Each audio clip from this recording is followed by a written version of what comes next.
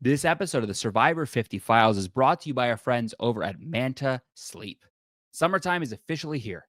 The days are longer, the sun is brighter, and while all of that extra daylight can feel energizing, it can quickly sabotage your sleep. Later sunsets disrupt your body's circadian rhythm, making it harder to fall asleep, stay asleep, and wake up feeling refreshed. That's where Manta Sleep comes in. Whether you're blocking out daylight or tuning out the sounds of summer nights, taking control of your sleep environment helps you get deep, restorative rest no matter how long the sun stays up. I love this sleep mask. When we looked for a sponsor for this podcast, they were the first company that I jumped to.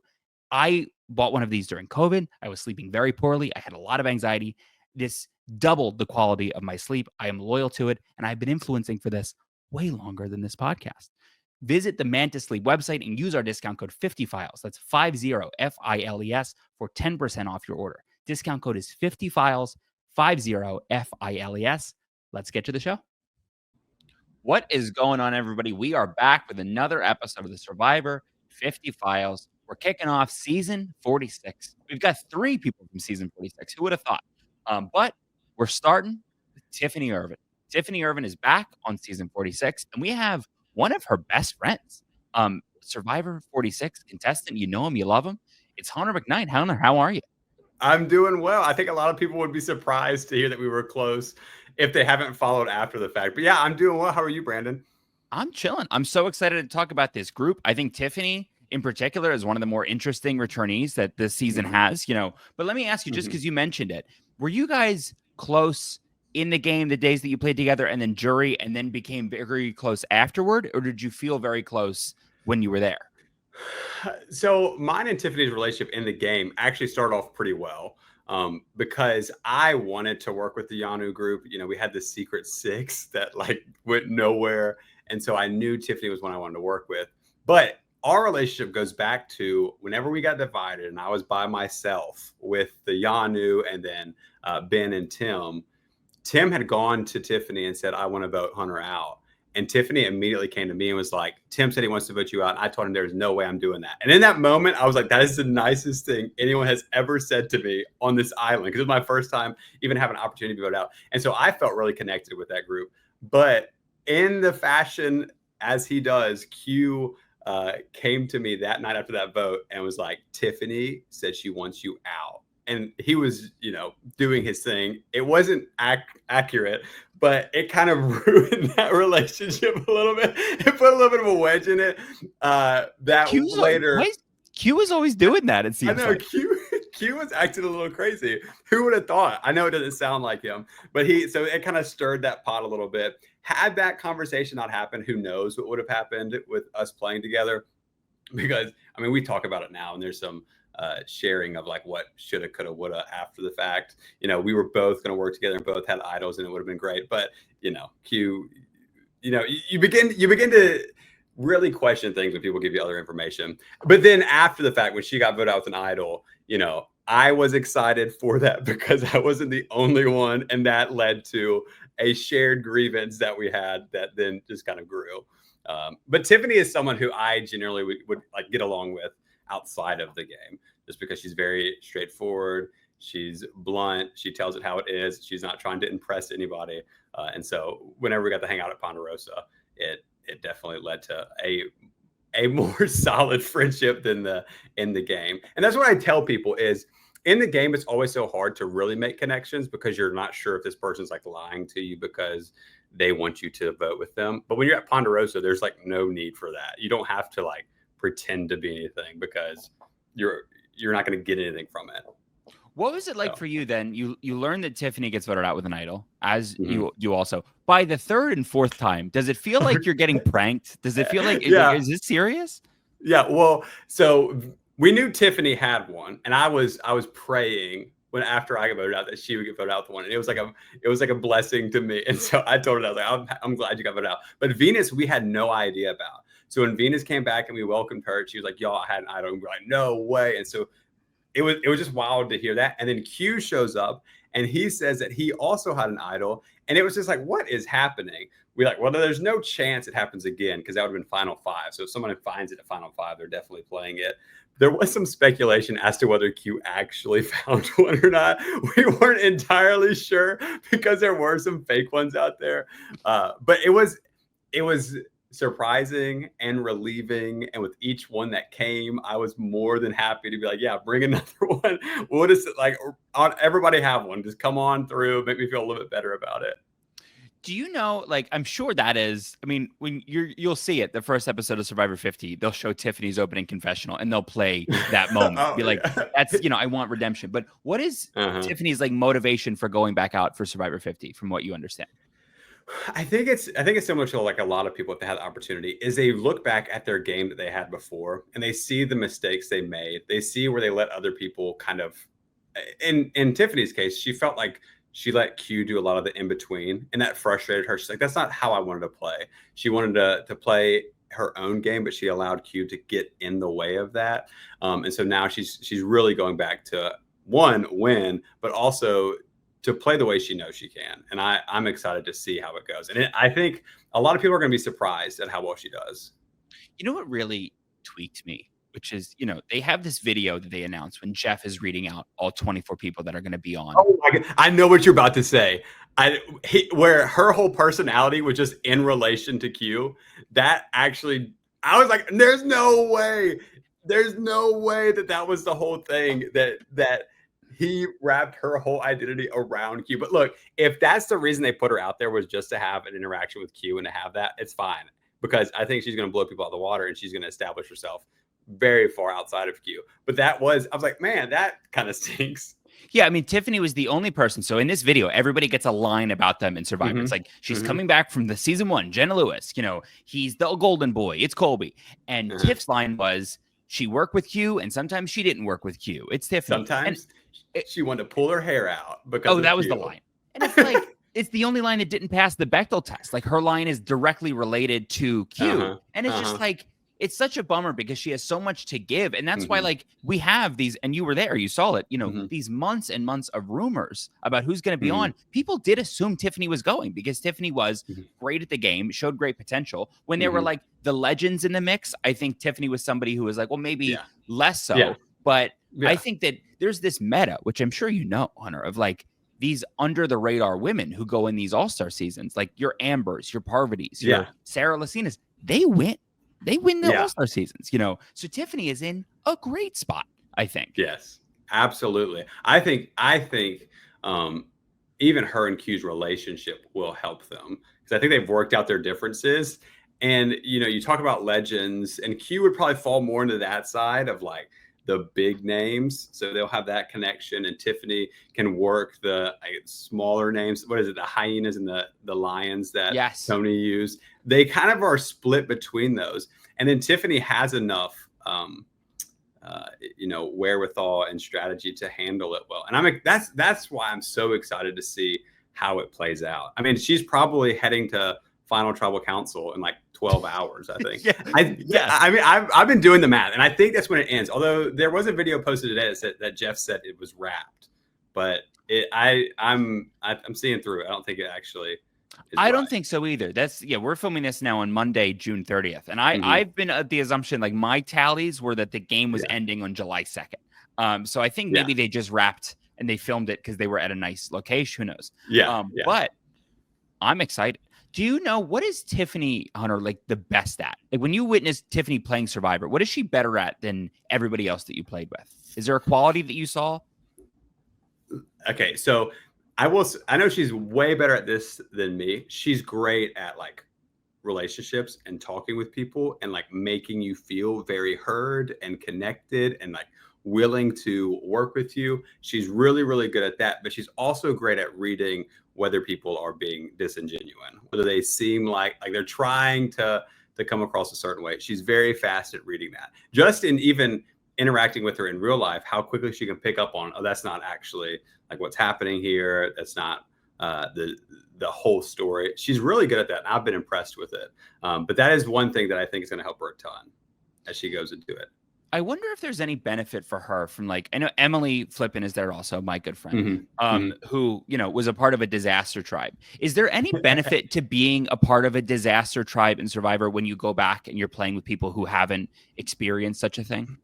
Oh, I haven't thought of that. Typically people talk about in their own season, the disaster tribe typically fares relatively well if you can make it out of it. If you can make it out of it. But I don't know about a history of being there and then trying to play with that like in your past, not in the current state. I have no idea. I have not thought about that. Yeah, I'm What like do wondering you because have an opinion on because you would be able to speak from that? Do you have I wonder if like you do have to, and again, this is your Nami tribe doesn't fully have to experience tribal council until you hit the No, Margatory. we were on a 13-day camping trip is basically what it was. Really, Where everybody was angry at where each everybody other. was angry, everybody was upset, and like we've overstayed our welcome, and people were super upset. And so that's when we got there. They were like, "We haven't played the game in 13 days." I'm like letting it pass me by, and they all started like going after each other because they needed moves to start the resume, which is one of the downfalls we had. Yeah, so Well, I wonder that's very different. if it's advantageous to like having been forced to play the game early in the Oh early yeah. stages where like Emily is at tribal council back to back to back, Hmm. two of which her name is, she's a Hmm. potential to go home, Hmm. and Tiffany granted wasn't ever going to go home in that early stage of Hmm. Yanu, but I Yeah, wonder yeah, if like having to strategize that early when you're not yeah, only getting folks coming back for 20 years, they're playing Survivor again, but also folks who kind of I skated to the Mergatory is not the right word, but people yeah. who did have that vacation like Oh, experience yeah, the first half of the absolutely. game. I think for myself, it is such an advantage to have that in the game that you're in. I mean, you you have so many tribal councils that you've been able to read people, been able to feel it, kind of get settled in a little bit. I was there. I was only available to be voted for twice, and it didn't ever allow me a chance to settle in. The first time I was with a group of people that I had known for like 2 days that already had connections. And then again, the next one, it was just so much chaos. And so anytime you can have more of those type interactions is obviously better. But it will be hard to translate from one season to the next. I don't know if necessarily having done it before, like in a previous season, will translate as well. But anytime you have more experience, because I mean, I guess that's another point is you got Colby and all these people who have gone through so many tribal councils just because of the sheer number of times they've played. They've got so many tribal councils under their belt. And so someone like Emily and Tiffany at least have more than someone like me would, who've been to, I think, 4 tribal councils total. They've at least been through more of them. So I guess there is on paper, there's advantage that you could point to. Well, you 4 tribal councils. It feels like so many more when you're there, and then Well, it's okay, like, okay, hold on. So there's Mo, Tim, Tevin, and mine. Yeah, that was it. Just 4. I know. I did not. It's stupid to say, but it feels like I missed out on an opportunity to get my foot in because the first one I didn't have a vote. The second one I was really just at the whim of whatever. The third one, that was when Q was like, "Vote me out," and it just kind of blew up. And then the next one, we're not going to talk about the next one because that wasn't great. But yeah, so only 4. Q's back on this also. I know. You're gonna I see Q can't again. wait. I can't wait. It's going to be. See, here's the thing. I had heard rumors that a lot of one of the things about a season like this, 50, is people want to be the star, right? They want to be the main person. I've heard Q, one, he's a volatile player, which may make it hard to play around. I want to see Q do really well. I'm a big friend of Q's. No animosity or anything towards him with how ours worked out. I want to see him do well. But I think the way he plays may put him in trouble, but also people know he's a personality and they may be like, hey, if we get this guy out of here, there's like more time for us to shine. And so I don't know how much that's going to play into it, but we're going to see. I really hope he comes in there and has some great challenge performances. I know he struggled on our season, but he's ready to bounce back and take over. Yeah, there's never, I don't think, been a group of people. Not only are there now 24 of them, obviously, for the first time, but I think this is the group that is in the history of Survivor the most airtime motivated that there ever has been. Oh, I know. Where Yes. and Q's getting you were there. Q's getting a I lot of know. airtime. Yeah, he is, and rightfully so. The dude's hilarious. He says some funny things, but if that is a motivating factor for any kind of votes, I think they're going to send him pretty fast. Yeah. But it may be like a duo of like screen time, and this guy is just wild. He will say whatever he's thinking, and he will flip things. The reason he flipped on me, and I know we're talking about Tiffany, so I'm not going to stay on it too long. The reason he flipped on like Tiffany and Kinsey or tried to split us was because when we came back from the Tim vote, Tiffany and Kinsey, as they should, were like consoling Ben and talking to him and like making sure he felt okay and was like welcoming him into the fold so he didn't feel ostracized. Q didn't like that. Q came back, he's like, you see what they're doing? They're always doing that talking stuff. They're always like going. And so that's why he decided to turn me against them, which he did because I didn't know any better. But that shows two things. One, Q can change on a dime. He can hear these voices and decide this is what I'm going to do different. Good for him. But Tiffany also, that shows that Tiffany has a mind of like, I need to make sure I'm working with people on the bottom and make sure they feel comfortable. And so a little tidbit of both of them. So we'll see how Q does. It is like playing for Tiffany, like allied with somebody like you. It is like playing Survivor on like hard mode also. Like most people aren't going to do all of that. You would assume, you know? Yeah. I remember watching back this at our season and being like, man, this is the most unconventional, like strategy wise, just like who wants to vote out who, like Liz wanting to get rid of Tevin, Kinsey mentioning voting out Tiffany, Q just flipping it all over and voting out the members of his Secret Six alliance. It just felt so random. And it's like, how do you predict what even is going to happen here? So that's the good thing about Tiffany is she's at least had to play through that and did relatively well with the crazy of 46. What was the Q tribal council where he wanted to quit? Like the Tevin boot. Tell me about how that felt for you sitting there. That one was so like that whole day. I can give you the whole backstory from my perspective. I mean, there's so much that went into that. I won immunity that day, and I actually went to go make a secret idol. So I was off making a secret idol when everything was starting to happen. Funny enough, Venus came to me and was like, who do you think's going home? And I thought it was Tiffany at that point because that's what Q had been pushing, and Tiffany was trying to get out Maria. It was a whole thing. And she was going to tell me it was Tevin, but I was just telling it because it was like, you couldn't tell Venus anything because if you told Venus, we were worried it would get out and that would be bad on you. I was like, I'm not going to tell you who we're voting for, but I'm just going to tell you it's not you. And so she said, well, I don't think it's going to be who you're thinking. I said, then tell me who you think it is. But we never got there. I come back and Q basically looks at me and is like, you can't do anything about it, but you can't write Tiffany's name down anymore.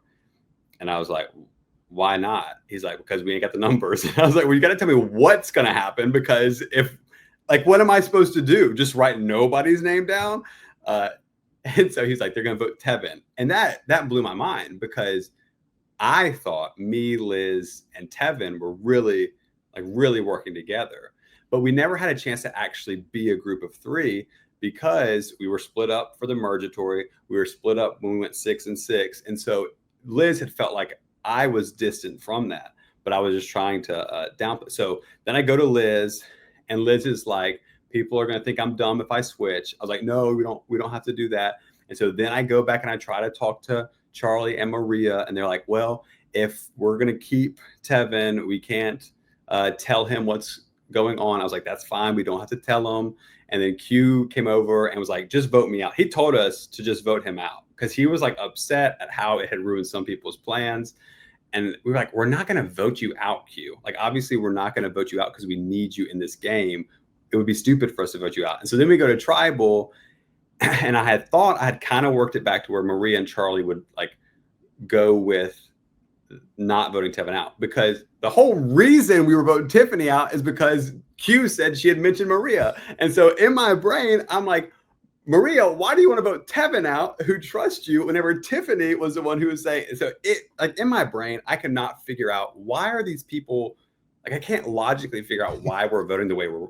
I could not figure it out. Like, why Neither does Liz could we watching it for anything. Why does Liz want to vote Tevin out? Why does Maria want to vote Tevin out, who were really close because that journey went on? And so then Q adds the fact, like, just vote me out. And it's just like, what is happening now? And so then everyone hops up. That's when the news gets spilled that Q told Charlie that Tiffany had an idol. I was actually just talking to Kinsey today. Kinsey looks at me and yells at me. Is like, "You were going to vote out Tiff?" And I was like, "I was going to vote out Tiff because Q told me to because she was voting for me." And so there was like so many like it was like you see the meme of me like leaning over and be like, "This is the dumbest thing ever," because it did feel that way. And I will say, looking back, I should have done more. I should have stepped like. Of course, you probably have in your head all the things you could have done differently, and you play through it. I should have like pulled my idol out and been like, I'm playing my idol for Tevin. Me, Tevin, and Tevin's extra vote's going to vote for one of y'all. You'll have to figure out who it's going to be. Like there were so many things we could have done, but it was just such chaos that you couldn't predict where it was going. And what was so stupid is no one was going to vote Q. No, everyone was like, we're just ignoring him right now because he's just such a crazy factor that it's just not an issue with us. We want to get the things that we're trying to do done. And so it was wild. Not to plug one of my tweets from a year ago, but I did tweet during that tribal council. Q is the first person on Survivor to lose quitting. Like he didn't quit. I know. He failed. Yeah, he failed to quit. And I'm not sure. Okay, so he definitely, like we had a conversation about how he had found what he needed to out here and like had a real talk whenever it was just me with the other, like when I was by myself at the tribal council. And so it seemed very genuine. He was like fine with not winning. And I think he would have been fine with going home, but no one was going to go along with it because people are trying to progress their game. And so I'm sure you'll get to talk more with with Liz about this later, but yeah, it was wild. Is that a good Q? Like, his Q wants to leave because he ruined other people's plans, which is, I guess, like a fall on your sword good quality to have, maybe. I don't know. See, I do not know. It's just like it's not a cop. Like it feels kind of like a cop out because he could have just not told me. Because I guess I'm the one who went around and was like, "Hey, why are we doing this?" Because again, it didn't make sense to me. And I told him, I said, "If this is like ultimately what we're gonna do, we can do it. But just make it make sense to me first." I don't know. I think in his head, he was convinced that was the right thing to help. I think he was helping Liz. It might have been he was trying to help Tiffany. I don't know who exactly he was trying to help in that moment. I think he was frustrated because he was frustrated with how I went and talked to Liz whenever I found out that she was voting Tevin, because I went and was like, what are we doing? And then Liz felt bad about it. Then Q felt bad that Liz felt bad, which is ironic because later Q does not feel bad when Liz feels bad at the final. I know, infamously, like it goes on in history. And so it's just like, that just explains 46 just bouncing around, going wild. But I know for me, it's easy for me to like blame the craziness of tribal council and Q and that stuff. But I know that I could have done more in that moment. But I will take credit for not credit. I'll take the fault for not doing more that I could in that moment. So. And all this 46 chat also, we have very brief Charlie mentions. Tell me about your Charlie on 50 hypothesis. Oh, I think Charlie's good at what he does. He has a great bounce. Like, I think he's got a pretty good shot at going far. He could be second to Tiffany. We'll take that. But he's been out of it long enough. Like if his season had just aired and they were just watching that, I think it would make it a little bit harder. He's got a great job with relationship. He's great at making people feel comfortable. He's very logical and rational. I think Tiffany would actually be willing to work with Charlie for a while, even though Charlie voted her out. I think they would be willing to work together because Charlie's a good person to bounce stuff off of. Very logical, very rational in terms of like how to move through this game, which is impressive considering he did that on 46. I think he survives for a while because he's not going to rub people the wrong way. He's going to be productive in challenges, and he's going to have a good relationship with just whoever he's around. I think both of them, Tiffany and Charlie, exhibit a great quality that we just talked about Mm-hmm. with Kelly about D, where D can kind of backseat a plan that's being made, whereas a Q type personality or somebody who is like, it's their plan or that plan won't happen, you know? I can see both Tiffany and Charlie being a part of something and letting that leader of the group make it and then just going along with whatever they do. Yeah, that is one of the things that, who was it that I was, uh, Camilla did a really great job of that this past season. Like I don't think people realize how difficult it is, and you can see it on 46, for someone to say, "I'm okay with not being in the spotlight right now. I'll get my time. Like, let me just sit back and relax and wait and not feel like I have to stir up a ton of stuff." Like when Kyle and her are working together, her willingness to be like, "That's fine. Just like see what we can work out. I don't have to be the one calling the shots," is an incredible thing. And so I think Tiffany, we actually talked about that a little bit, learned that it's okay to like allow this to happen. And she said, "I don't mind letting the big egos like do their thing." And I think Charlie's that same way. He'll like, soft whispers are the best way to make your plan go down the way you want it to in Survivor. And yeah, so you're right on with that. It's a great character trait to have in the And game. I feel like too that's kind of the story of like Tiffany's whole return to this is like, Hmm. season 46 is largely dominated by Q and even largely Hmm. dominated by like the Charlie story. And it feels like coming Hmm. back is like, I'm good. Like, let me, this will be mine Yeah, eventually. yeah, yeah, Which I yeah. like a lot. Yeah, Tiffany even said, she said, I don't care about airtime. I just want to win. And that's like a big, it's like the mindset you have to have going in, of just being like thinking about how you're going to play this in a way that's going to win, not in a way that like looks incredible. And I think that's important. And I do think we'll see way more of Tiffany this round than we will of Q, even though he's going to be a personality. I think she's going to be a bigger factor in this one. Tell me what else you guys talked about pre her leaving. I want to hear like all of the prep that she did, what insight you had into prep. Give me, spill the tea.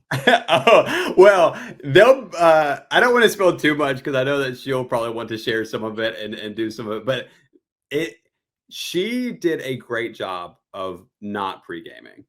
I will say that. She was like out of it. That's why you rarely saw her name show up. She didn't like talk to people. She was just like, I am going to go in there, and just like we kind of mentioned, I don't have to like make sure I know everything that's going on. I'm willing to work with what I'm given. And I think there's a benefit to that because if things aren't going the way you planned it or isn't like the preconceived like what I expect to happen, you can manage it better. The general, she like did her whole working out and stuff. And I mean, really, she didn't do a ton of prep. She didn't do a lot of talking to people. Like we talked about, this is gonna be crazy. You're gonna win this thing. Like it's gonna like manifest or like talk about it or whatever. But she didn't do just a whole lot of reaching out and talking to people, which I think it's good. I think Survivor's in a hard spot now where people, it's so easy to do that, and that's why their solution is to call more people and to not let them know to the last minute, which we saw how that ended with people being really frustrated about it. But she didn't. I mean, I think she's going to do super, super well. And she prepped in small ways, but she really is just going to rely on the fact that she can do this thing. Like she can win. She's got a great personality. She's going to handle it, and from there, we'll see what happens. I do want to comment on that also because in my sphere, we're in Hmm. the same sphere. I'm hearing Yeah, names all over the place. I yeah, didn't hear Tiffany until 3 days before it was yeah. I announced. know, I know. It I'm was telling you, locked in. she was not telling anybody. So much so that like she had mentioned it to me, but I wasn't. I even tell my siblings. I was like, Yeah. I'm not telling a soul because I knew how serious she was about telling people. Like people in French camp, like I'm not telling anybody because she wants to keep this locked in. And so I think that's a testament to just how loyal and how willing she is to keep secrets, which I think is another advantage for her. Who Yeah, knows? I mean, Maybe. and I think there's such a, the online contingent is so excited for her and has been so excited for her. Mhm. And then when it Uh-huh. actually got announced, it felt like one of the few there are critiques with the season 50 cast certainly, and it Yeah, felt like yeah, one of the few picks that were like, oh, that's one for us. Like that's not yeah. something that is being put forth by somebody who's won their fourth or fifth time. Like Uh-huh. Tiffany's Uh-huh. playing for this group, so I'm Mhm. so excited to see it. Yeah, I think it's going to be a ton of fun, and it's so hard, And some people did have like that. Well, how did she earn a spot there? And I think it's right for anyone to think that about anybody because how do you decide among 50 seasons of people to choose? But you never get to see, especially someone who goes out at eighth. you don't get to see the game that they were playing. You don't get to see how well they were like doing. Production and people behind the scenes did, and so I hope people can at least trust the fact that they know who they're picking, and it's going to be exciting to watch. But it doesn't matter because she's going to win anyway. So whether they believe it or not, it's going to. You'll believe it eventually. You'll all see it. You'll believe it or you'll live in denial. Tell me, who else from the 49 seasons of Survivor leading up to this are you excited to see play Survivor again? I am. What's funny, and I not necessarily either one of them individually. Although I love Coach and Joe, I want them to have like a altruism off or like a more noble off. Like I want them to be on opposite sides, but yet still be like, I'm like, I can't lie. Like they both be like, like going at each other, but like not being able to lie. That is what I want to see. I mean, Q interacting with Aubrey is obviously one that people are going to be excited about seeing, just how he reacts and handles that. I mean, I always love seeing Suri. I think it'll be interesting to see how she does again with this format and how wild. Also, there's 24 people. 24 is so many. So many in 26 days. Yeah, I know. Jeff's going to show up at night and be like, hey, time to vote somebody off. And like, oh, okay. He's like putting like spikes around camp. Like we got to medevac at least 2 people this season. And so he's like breaking, like it's the most dangerous challenges ever. It's like, we don't have time for, what is it? 21 tribal councils. We're gonna have to like medevac a couple of y'all. And that's so funny. Swim through this shark pit. Good luck. It's actually like Squid Games. We're playing red light, green light, the first people to get eliminated. Like, I can't wait to see it. I mean, it is an interesting cast, and it does feel kind of random in some places, but I think it'll be fun to watch a lot of them and how they play. It did feel really heavy, 45, 46, 47, and 48, like really heavy back there. But again, it'll just be interesting to see how people interact. Colby will be another one to watch come out because he was really strong with the challenges, and then he was not really strong with the challenges. It'll be fun to see how he bounces back.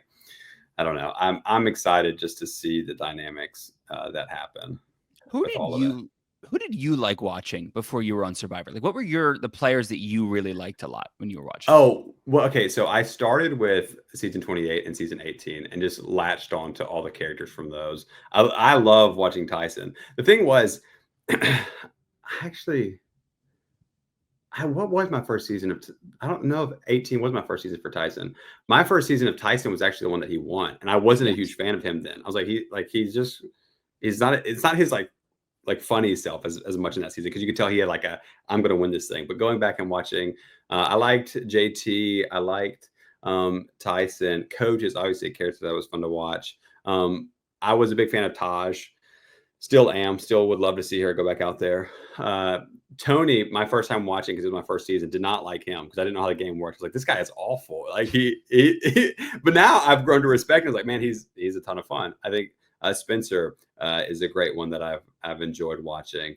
And those are like kind of like the main name brand ones anyways, which I feel kind of like a cop out saying those, but those are some of the ones that I've always enjoyed and enjoyed watching them come back. Tasha was one of the ones that I enjoyed watching. Funny enough, before I went on Survivor, I had a dream that I went on Survivor and was completely a boring player and was like a goat till the end. And I met Tasha and just like apologized profusely to her. I was like, I'm so sorry. I was a boring player. I don't know why that was in my brain, but I was like, Tasha, I've let you down. And she's like, I don't know who you are, but I was like, I've let you down. And so, but there's lots of different people that I enjoyed watching.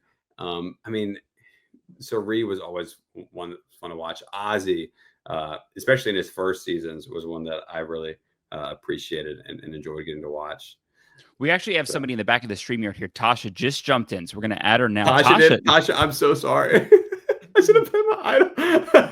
Oh, I don't even know what she's up to nowadays. I follow her on Instagram. She doesn't post very much, so she doesn't. Yeah, I always liked her so much. I always thought she was great both times, and she's one I would have liked to have seen for a round 3. I think that would have been fun. She's one who I really appreciate that regardless of what the situation was, she's like, I'm not like giving up. Like, I'm going to figure out how to make this work. I'm going to figure out a way that I can come out on top of this. And I really did appreciate that with her. Of course, her whole tribe, like she had a crazy tribe to begin with as well. Pretty iconic. I got to run the numbers on that. There's something there. However, you, Hunter, you have an event coming up where there may I be a do. disaster drive. So We don't know. Tasha, if you want to come, come on. Yeah, I've got our big Squid Games meets Survivor event happening at the end of July. It's gonna be a ton of fun. Knock on wood. It's gonna start at 5 p.m. on a Friday and run through the night, and then end that next Saturday evening. I already got my 100 players, so I can't invite people to come, but I've got people coming from all over, like Oregon, and had someone from West Virginia and Florida. They're all going to come in and compete for $2,000. And also I have some Survivor players who are going to come and join, but everyone's going to have their number, their jersey 1 to 100, and be out there in the Mississippi Heat competing. I'm very excited about it. I'm kind of nervous. I've never done it with this many people before, but it'll be fun. Will you live stream? Will people at home be able to watch as it's going? See, that's the thing. My goal, absolutely. Sometimes it gets a little crazy, like if we're running around or we're behind schedule or it's just madness, because the people who I usually have helping me are going to be playing this time. Like they want their chance to enter into the ring. And so I'm going to have my high schoolers who are usually playing being the one helping. And so we'll have it on the Instagram, kind of live streaming and checking in and trying to keep people updated. But don't sue us if we don't do a great job. Like, forgive us. It will probably be a little bit crazy. But if you're up at 2 o'clock in the morning trying to watch a live stream, like props to you. Like I'm impressed. I'm impressed. But yeah, so if people want to keep up with that, they can follow me on Instagram, and then I'll be linking the Instagram that we use for the event. So I wanted to get you down there, Brandon, but you keep passing up on it. I listen. I try to get. Every Squid Games needs that first blood. You know what I mean? Yeah. That first Well, that's the hard part. That's the hard part is these people are going to travel from however far. And then we're going to start at like 5. The first elimination will probably be about 7:30. And then the first group's going to be gone by like 8:30. I'm like, I'm so sorry. Like you came all this way. Like go home. Yeah. I don't know. Like, yeah. I feel kind of bad about it, but that's how it works, I guess. It is. Listen, you go to Squid Game, you fly to London where they film that, and then you're out in a couple days. I actually have a someone whose mom or grandma was actually on the 2nd season of the Squid Games. Oh. And so I was like, hey, okay, there you go. Listen, I don't think you did very well. I just thought of this while you were talking about your high school students. I get so many people who ask me to watch their audition videos and review them and give feedback, whatever. And it's so many young male teachers. I feel like many, maybe over half the videos that I get sent are young teachers. You were a young teacher that got on the show. What do you think you did? Like, I assume that all teachers are kind of giving their same spiel in the audition videos. What did you do differently, do you think, that stuck out as like a common profession that is applying for the show? Well, what was interesting, a student sent in a video for me that got found. Yeah, so I think I had sent in a video at some point because I am like kind of a baby Survivor watcher. I started when I was in college in 2017 and really started watching it. And I have kind of like an addictive personality where I really latch onto things. And then I want to build them in my backyard. Like growing up in high school, I loved American Ninja Warrior. You ever heard of it? You know, and I went out and I built like 17 other obstacles in my backyard, and me and my brother would do that for hours. It's just, I don't know. It's just like my personality. And then, so when I found Survivor, I was like, I have to find a way to do this. And so I started doing it with the students here where I work, and I loved it. I was like, this is awesome. And it slowly has grown, like grew over time. And then my student decided they were going to send in a video for me. And that's what got found. And then what's interesting is so many people talk about the survivors that they've done. Like whenever I was in the process, they were like, hey, don't talk about the survivor that you do. And I was kind of like, hey, like, I don't think people realize the scale to which I do it. I have a tribal council in a tree with rope bridges and everything. Like it's pretty large scale. And they're like, we don't care. There's so many people that do stuff like that. And I was like, oh, okay. And so I actually got a call, didn't make it past like the first little round, got called back the second time. and eventually just like left out all the Survivor stuff that I do. Just like talked about who I was, where I was from. I hardly even talked about being a teacher. It was mainly focusing on just, where I grew up, being outside. It was really fun. I was out in the woods recording mine, and it just so happened like a baby deer comes walking up. And so like I was like, when that happened, I was like, oh, I've got a video for them now. Like I know like it's very you also. This I can is very gonna see work. that for you. Yeah. And then the deer, like, so I chased the deer. It was this whole thing. I couldn't catch the deer, and the deer shows back up. It was like this running thread in the background of it. What I would say is, if you're a teacher, and a lot of them, like, do they do Survivor stuff with their students? The ones that you see? Many of them, yes. Absolutely, yeah. Like, you got to find something other than that, because they see that all the time. Like, and that's coming from someone who, not to like toot my own horn, probably does it to a larger scale than a bunch of people. They weren't even worried about mine. If you can get to Jeff, like when I talk to Jeff, that's all Jeff wanted to talk about was the stuff that I do. Like seriously, yeah. Like he was like the producers, the casting directors and producers did not care, did not want to hear about that. We're not worried about it. When I got to Jeff, they're like, let's talk about it. Let's talk about how you do it. Let's talk about and I was like, yeah, this is like my wheelhouse to talk about this.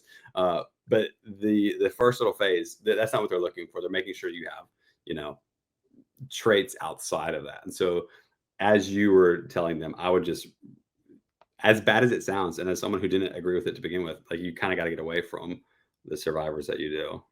Yeah, it's so interesting. It's like whatever it is about teaching is like that is the profession that I get a lot of folks that want to play Survivor, and I think it is because they're getting to play miniature versions of it. Yeah, it really is. I wouldn't even consider yours miniature, but you get to play that in your confined classroom, and you get to show these kids who then end up loving it also. Like I get why that makes you want to go out there and play, but it's and you're having it.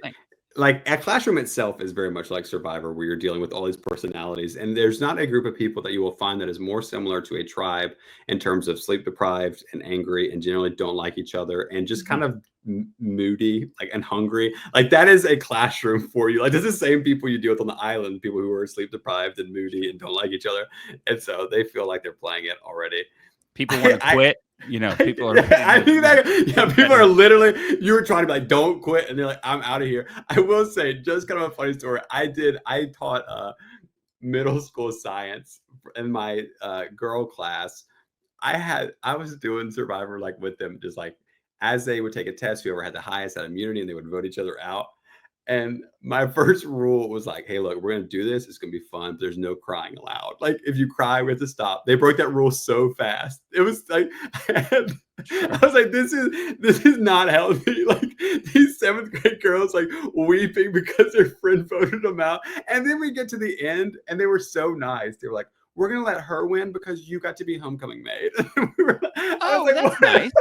I know. I was like, where was the cutthroat that was happening earlier when people were weeping? Like, yeah, you really. I mean, it is building your own society. Is they deem that to be the reason? I think that's beautiful. And middle school is its own jungle. It's its own jungle that you have to work your way through. When we were, when I'm in elementary school, and I'm the only one in my class who watched Survivor at that point, when we had like indoor recess when it was raining outside, that is all we were doing. And it was because, you were leading them. You're like, this is what we're going to be doing. I was leading, and I was Jeff because I didn't want to play. I didn't want to play. You can't vote me out. You can't vote me out. I'm Jeff. Sure. And listen, now we're here. So it worked out. It worked out for everybody. Yeah. Here we are. Thank you so much, Hunter, for joining us to talk about TIFF. Tell people where they can follow you, where they can check everything out, especially for the game. I put my tag thing right here, Instagram handle. I did this before with Rob, and he said that was fun to do that. So that's it. You can follow me on Instagram.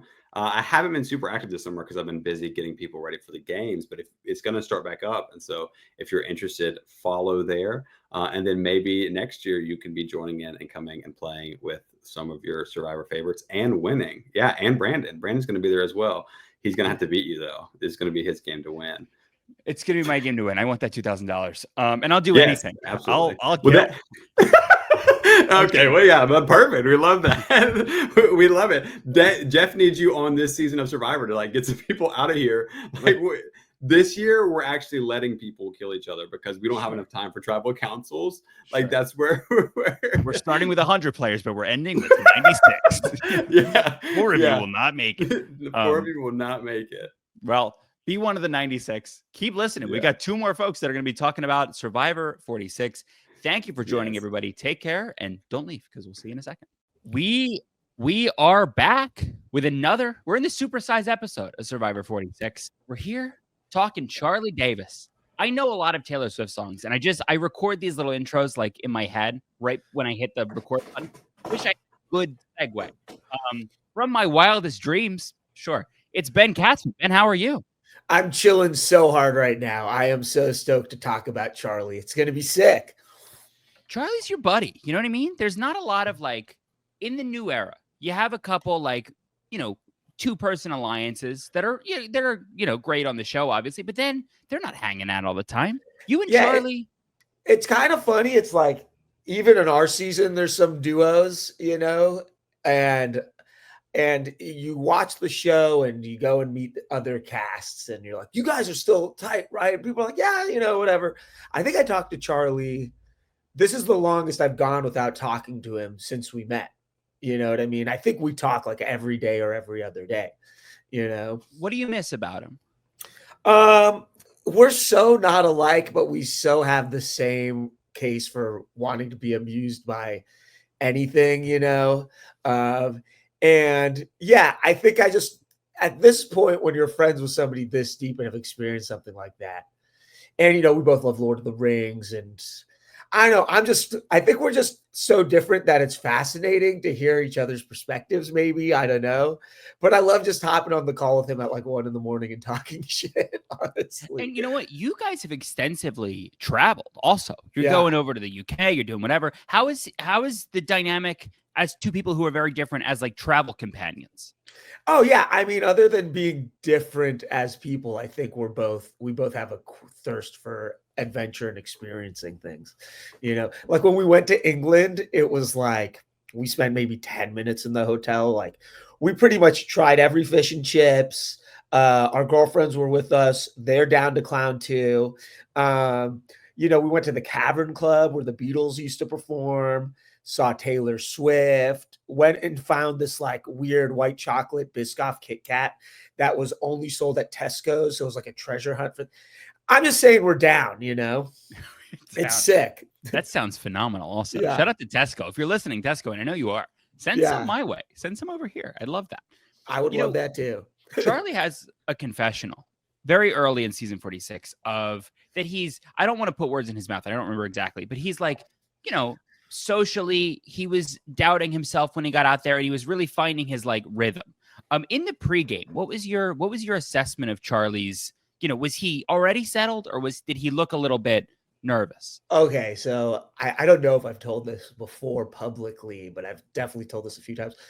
I thought Charlie was like one of those like, man, I'm gonna get so screwed for this. But I thought Charlie was like, he had these weird headphones on for runners that don't go in your ears, they go like around your head, and he had a very awkward like duck walk, like his like chest was out, like I couldn't gauge him. And then he was reading a book about like David Koresh and Waco.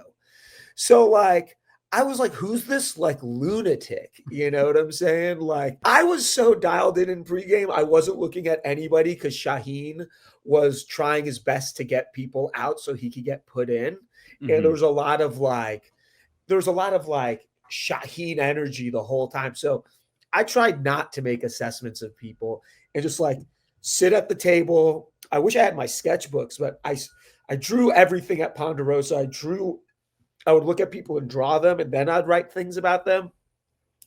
But like for a person like Charlie, he's very like, it's a weird thing to have that be your first interaction of him, because once he starts talking and you hear his voice, you're like, oh, he's like a cartoon character. You know what I'm saying? Like he's so fun and innocent and sweet. You know what I'm saying? So that was like the only read. I was just like, and weirdly enough, Tim too. I remember thinking Tim's not cut out for this game because he was getting motion sickness on the boats to the pregame press, and then on day 1, I threw up all over the boat. So it didn't matter. You did?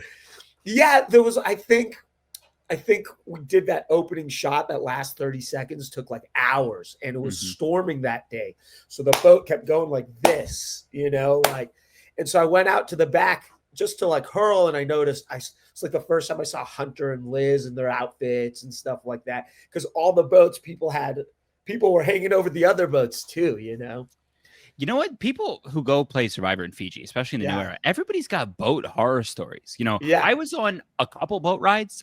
We had all good boat rides. I was like in It's a Small World boat rides. Yeah. But it's tough. You were there the whole time, and they were rough. I guess it's the time that you film too, is like makes it it was just, I think that the first one was definitely the worst one. I didn't mind too many after that. I think I hated more so having to reshoot walking down the beach with the torch so many times after not eating for like 8 days. But but Charlie really rips. Charlie rips. And funnily enough, so like talk about my perspective of Charlie, we get to the marooning challenge and Jeff announces we're Siga. That's the first time we hear our tribe name. And Charlie was the first one. So he goes, "Let's go, Siga." And it's just like, I love this guy. He's great, dude. You know, he brings team spirit, which is something you need, you know, and you guys had a lot of it. Yeah. I think me and him vibed very hard. I mean, he was the first person I made an alliance with because we totally screwed up that Savvy challenge. But, you know, like, it's funny he made that confessional about being awkward. And yeah, he clearly is awkward to an extent, but like, you would never tell because he knows how to insulate himself. And it's like, he's not awkward. He's just random. So it's like funny and goofy, but like it's endearing. So it's like he sticks out, but not in a bad way, you know? And we would come up with so many games to pass the time. We played this one game that I learned on tour in Scotland, which is where you like take a movie title and then you got to take a letter out and then you got to sell the new plot and everybody's got to guess the new movie title. So for example, like, Owen, this is Charlie's version. He goes, Vince Vaughn and Owen Wilson are bioterrorists that go to parties and spread diseases by scratching people. And then the title would be Wedding Rashers instead of Wedding Crashers. You know? So we spent a lot of time trying to make games so everybody could feel like we were having a good time. Did everybody enjoy that? I would enjoy listening. I don't know. I think we had a good time playing games. I mean, we did like salsa dances and we would go fishing on the boat. But this is before we learned how Maria operated. We thought Maria was cool. And I know Jem was like gunning for me on day one. But I think if we look back at Survivor 46, post-merge was like a horror movie.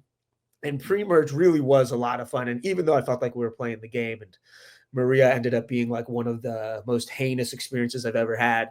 I think people had a good time because we were laughing the whole time. I think that's why we were so shocked at the merge. Like, I think the vibe was we were all kind of like the other new era seasons before 46. We were just so grateful to be on Survivor and really work Kumbaya. Mm-hmm. We didn't really think it could get so like, you know, knife in the back, which you should always expect in Survivor. But some people made it more personal than making it about gameplay. And I think that also is why I love Charlie so much, because we were bros till the end and post game too, you know?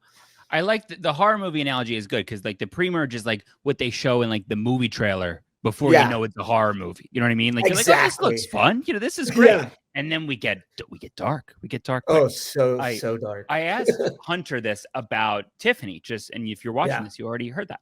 But my favorite question that I asked him was, tell me, like, what is Charlie better at than anybody else that you played Survivor with? What's like the thing that Charlie has that nobody else has? And even going into season 50, it would be hard to beat him at this thing. I think he's, other than, it's funny you asked Hunter, but the only two people I think that didn't lose their cool the entire season were him and Hunter. Everybody else, edit aside, had some sort of lash out, yelling at the top of their lungs. There wasn't a single person not guilty of this, you know, and Charlie just knows how to keep cool. It's weird. He's so good at being a lawyer. And even when we got home from the game and like half the cast was just like insufferable, you know, he knows how to take himself out of it and objectively view things. And I think that's also why he went so under the radar, you know? So I think he's got a really good self-regulating way of carrying himself. Because you watch Survivor and some people, they let their emotions get the best of them, as you saw it, the jury on our final tribal, you know? Sure.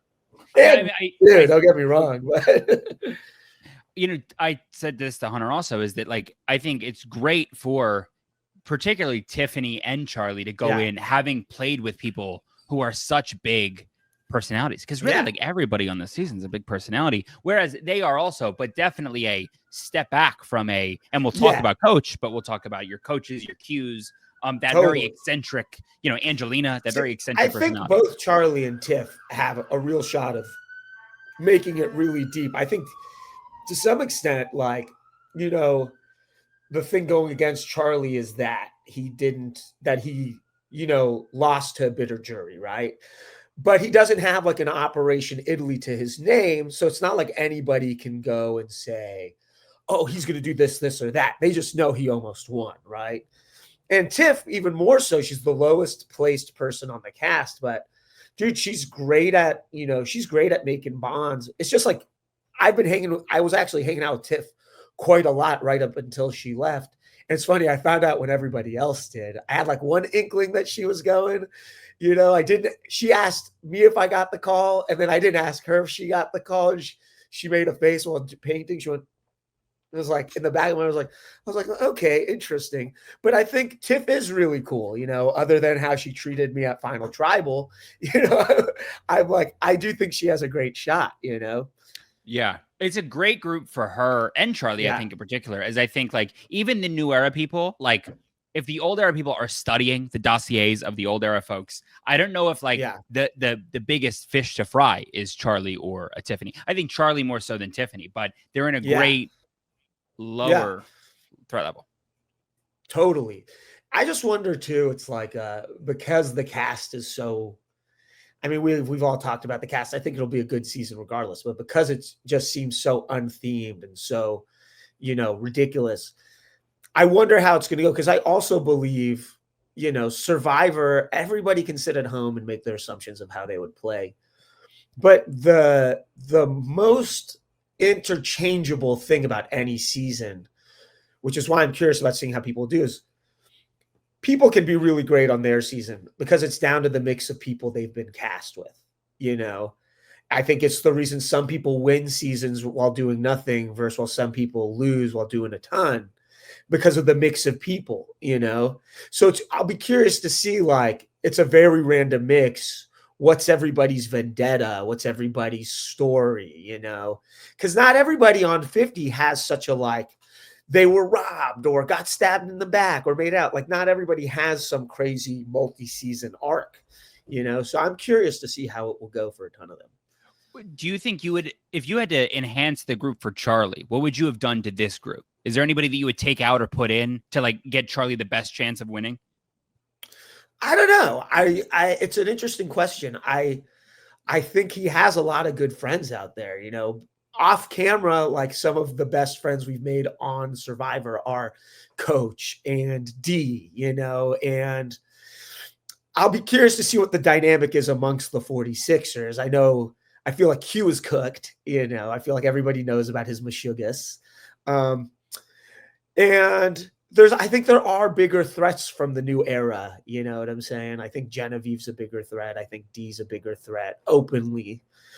But that's the other thing too. It's like sometimes people get taken out just for being a threat and haven't done anything. So will that still be a motive on 50? Like, will they go for Jonathan Young early because he can win challenges? Or are they going to say, oh, Genevieve's been quiet these last few days. Like, how will that go, Yeah, I mean, Jonathan's an interesting one too, is like, I don't think you need him. You know what I mean? I understand he's great at the physical challenges. He certainly is. Much better than maybe anyone in the history of the show, as I just said this to the 42 gang that we talked to. But in that pre-merge, like, we're all operating under the assumption that two tribes are going to go to tribal council each time. Each round. So it's like they're going to lose anyway. You know what I mean? Like, he's got so many connections on the older side of the franchise that, like, why wouldn't you take him out? That's what'll be interesting too. It's like, all these players that have definitely seen winners at war and have been killed by the younger players. I wonder if any of them are going to attempt something new. And, it's so lopsided for the older players. It's like 40 seasons, 12 people. And then 9 seasons, 12 people. So it's like, how are they going to insulate in these dynamics? And also the newer players, we're like in a frat. It's like you go to all these watch parties, you become friends with people so quick. I don't think Colby is calling, Charlie ahead of the game to see where his head is at about this whole thing. You have, and maybe I'm going to make this claim, out of all 700 people in Survivor that have played Survivor, you, I think, are the only person who has 2 best friends playing Survivor 50. Yeah, I think so. I would, honestly, and I'm going to throw Dee into that category. Dee and I are like, I would say she's like stepsister cousin energy, after, because 45 and 46 filmed back to back, and then we would hang out nonstop ahead of our seasons. It was so funny to find out she lived down the street from my band's warehouse, and it is crazy. I've got like some good homies going on 50. I mean, it's really hard. I have learned through the filming of 50 just how close I am with some of these people, because I talk to Coach and Charlie like every day, and not about Survivor. We have millions of other interests, but it does feel a bit intense that I haven't talked to like my 2 best buddies in like over a month, So tell people who aren't as familiar with the you and Coach relationship. How did that start for you guys? I don't even remember how it began. I know Carolyn was homies with him, and Carolyn was one of the first people I met that wasn't on my season, and we hit it off. And I knew Coach had talked about playing trumpet at some point, and I was working on the Tears on the Beach album, and I was like, I'm just going to shoot this dude a DM, see what happens. And I said something along the lines like, Coach, I know people hit you up all the time. Yes, I played Survivor. Dude, I just think you rule, but like, I'm working on some tracks about my time on the show. And seriously, I would love to have you play. Like, I think that would be the coolest thing ever. And he DM'd me back, and we hopped on a call. And it's like, it is what Tyson says. He's got like the badass Steven Seagal energy. And that first phone call must have lasted like a couple hours, and I'm just, I'm a dork, but like yesterday I was at the Heavyweights 30th anniversary, and I'm sitting there thinking like, what am I doing in this theater? Just like, remembering myself as a kid, being an outsider, watching this movie about outsiders, having this moment. And I realized like life is a series of moments that you've got to pursue. And like, whether it's being in a band and you get to play a show, let alone go on tour, meet your idols like Metallica, I'm always trying to live my life. And I think regardless of how Coach is edited on his earlier seasons, I think he's a very earnest person that does have a lust for life. There is a lot of like, he is out there trying to be in the world.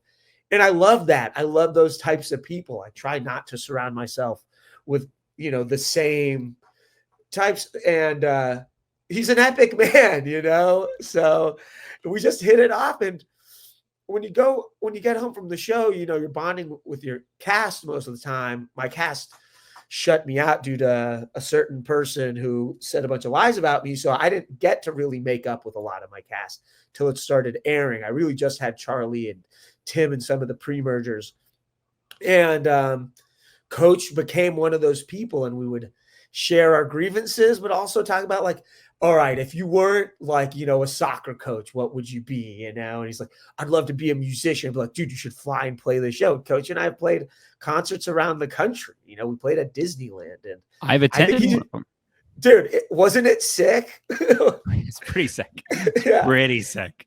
Yeah, and I think he's just a dope dude. I mean, I went to his house for Thanksgiving. It was so sick. How is it Coach Thanksgiving? What does that look like? Giant turkey. Everybody was ripping on him because I photoshopped the turkey to be larger in the photo. I did it badly on purpose, but I saw Reddit just like roasting him. I was like, yo, roast the turkey. But it was great, we hung hard. As a Jew, he helped me chop down my first Christmas tree. Okay, hell yeah. And my girlfriend Liesl was there, and Coach has all these pinball machines and all this like lore of stuff throughout his life. Like Survivor's just a fraction. That's how like he has a million stories on top of the Amazon, on top of playing, South Pacific. And trying to think of what my favorite one was. I mean, this isn't even Survivor related, but like we're sitting in the driveway. He's like, when are you going to learn how to drive? I was like, I don't know. I'm waiting for somebody to teach me. He like tosses me his keys. He's like, we're going in the Chevy Blazer right now. So we go into this giant truck and coach is teaching me to drive like stick shift around Susanville, California, dude. Like, is that real? Like you learn how to drive? oh, from I have coach? footage. I have footage of it, you know. That is so funny. I don't think I knew that. I don't think most people do. I don't advertise like everything I do on the internet, but I do think there will be some good content being made once Coach is back from doing 50, you know? Is the lust for life the reason that you think Coach wants round 4, or does he have like this higher motivation that's elsewhere that he wants to go back?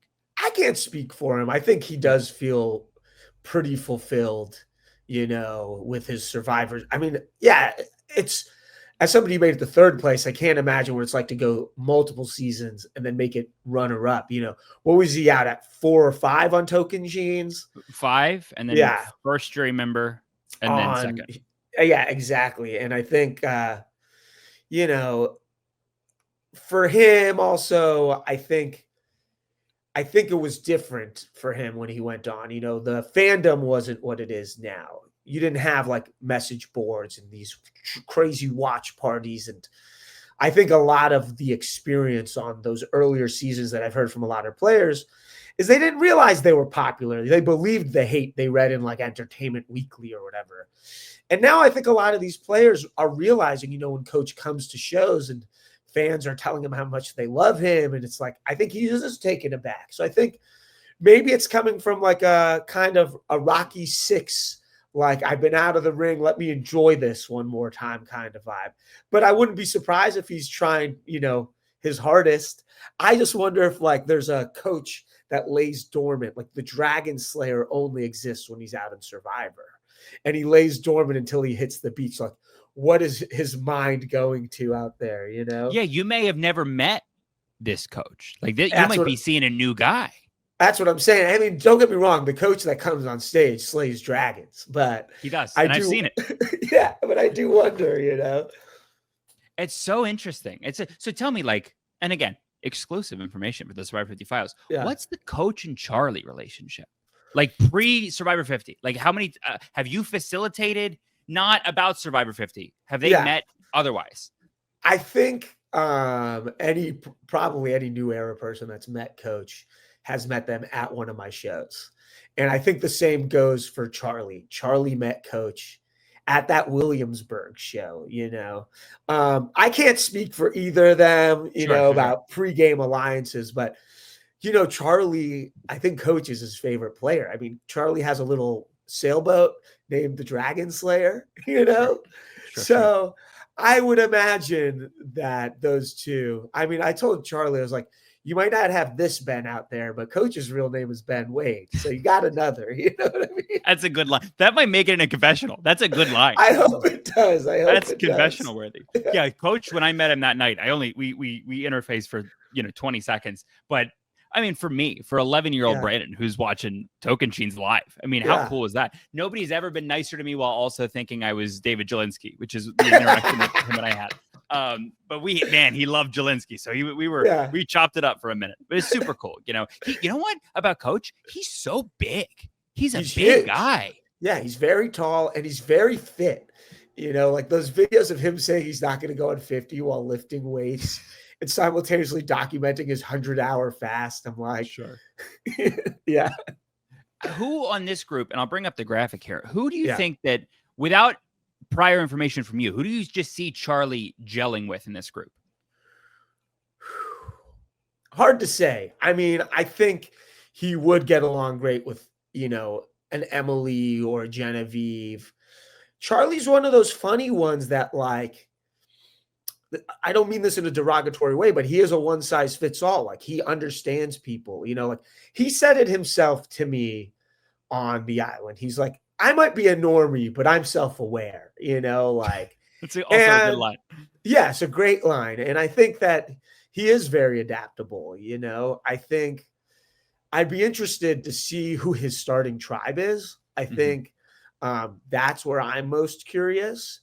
Like, I wonder who they're going to put Ozzy on a tribe with. You know what Mhm. I'm saying? Like, because you got to imagine if they're dividing 3 tribes, they're going to put like Jonathan on a tribe. They're going to put Joe on a different one, Mhm. like, so I wonder who Charlie's going to be tribed out with, but I think he could get along great. My worry is just there are those players like Genevieve or Mike Mhm. White, that are so good at separating who they are, at least early in the game, that I just want him to be able to read through the whatever BS is out there. You know what I'm saying? I think Genevieve has a similar quality to Charlie, but I wonder if there's anything to like the people who are like Charlie is for everybody. I Yeah. would introduce Charlie to my parents and my Yeah. my girlfriend's friends, like just people on the street, what have you. But I wonder if there's something to like the people who are not for everybody, all recognizing that there's the guy who is for everybody, and then that's the reason that Charlie ends up getting swiped. Because like the harder personalities to gel with can all agree that this guy's got a better personality than And that's what I'm saying. But I do think if there's one thing I would like, I think what the fans don't realize, because they're all like such critics, but you're going back a second time. You'd be stupid to play the same game twice. Like the best thing you can do is use your people's perception of you as a weapon. So it's like, I would hope Charlie's going to go out and be a little more cutthroat, because the thing that would suck the most is for him to be in a situation where he's plays an entire game with somebody who becomes bitter and then takes credit for everything and then throws him under the bus to the jury, and I think that must be something he does think about, and I'm sure that's something that he's going to go back with a little steam, Yeah, and we'll Yeah. see. Do you know what the prep looked like for Charlie pre this adventure? I know that he got a full-time job. I mean, he got home and finished and took the bar and then became a lawyer. So he's pretty religious about his jogging. Like if you live in Boston, you'll see him on any given day with his shirt off, just like, but I don't even know if he really had time to prep, you know what I'm saying? Other than what he originally has done, Yeah, it's interesting. It's That being said, he is very fit already. So I am very interested to see. I think he's coming in, like I said, at such a great spot. And I don't think he's at the top of anybody's list. I mean, they're going to do like in the pregame, they did it for Winners at War of like, I think Dalton Ross and Mike Bloom asked who your first target is. Nobody's saying Charlie. You would imagine nobody's saying Charlie, which is a good I imagine that there's a certain letter of the alphabet that's coming up more often, But tell me about. Don't get me wrong. I've hung out with Q plenty of times. Yes. I think off the island, he is so endearing. And despite the fact he was an absolute nightmare until he got humbled by his edit, he is very fun and knows how to step into character. But I think he is that type of person that if you're a player and have watched the show and have watched it since you've played and you're going on the island with somebody that chaotic, you would have to be crazy to not think about Q at the top of the list of like, this guy sold out all his number ones. Like where can I really work with him? You know what I mean? Yeah. I mean, again, if he like Charlie wants to come in and play a different game, like certainly, I don't know what that looks like for Q and if Q will do that. I think Q's going to full send it the same way that I feel like Coach from 18 to 20 full sends it and it's just really Coach. I think that's what we're getting with Q is that we're going to see like totally really Q. You need an arc, and that's the interesting thing about Coach is I think despite the Christian cult, I think he was more aware than he lets on. I don't want to reveal too much behind the curtain, but sure, like Coach does tell a lot of crazy stories, and I do think there's truth in all of them. And I think that he is one of the most earnest people I met. I don't think he does things to look cool. You know what I'm saying? I think he just does things and people make their opinions. And I think I'm kind of the same way, with my love for shredding and all this stuff. It's genuine, and I think when Coach thinks about his time on Survivor, I think he probably would agree that he might think about South Pacific more than the other 2 seasons, just because that's the one he almost won. So I wondered, knowing all the missteps on South Pacific, where he did make it as runner-up and he did make it to the end and he did deliver on a lot of promises, but then everybody in that cult kind of felt betrayed. Like, what will he do with that info going into, 50. And it's the same thing with Charlie. It's like that dynamic with Maria where it's so funny they call themselves the middle because Maria didn't talk to anybody at the bottom. So I think like, you know, if Maria went to the end with me, if Maria went to the end and me, Liz, Kenzie, and Charlie on her jury, I don't know that Maria would have won. You know what I'm saying? I know Reddit's probably going to say a bunch of shit about me saying this, but I think back to what I was saying earlier, it's like Charlie, I don't think he rode Maria's coattails, but he was a bit too in the trenches and didn't have anybody to fight for him at Ponderosa. So I would think that he would probably be a little more forthcoming about his strategy rather than waiting to say it at Final Tribal, which, you know, can be a problem too, because as it's like pride is a sin, but unfortunately you need to let people know what you're doing on Survivor. Or you got no shot, you know?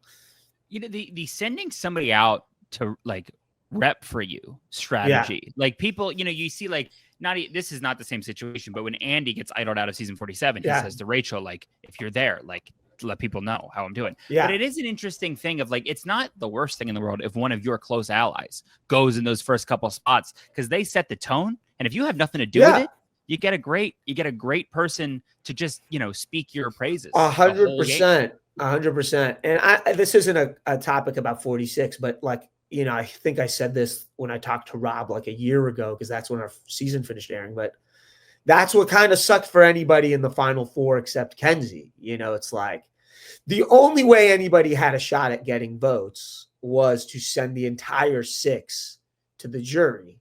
Mm-hmm. And they were like, and I'm friends with them, but the truth is they were so arrogant.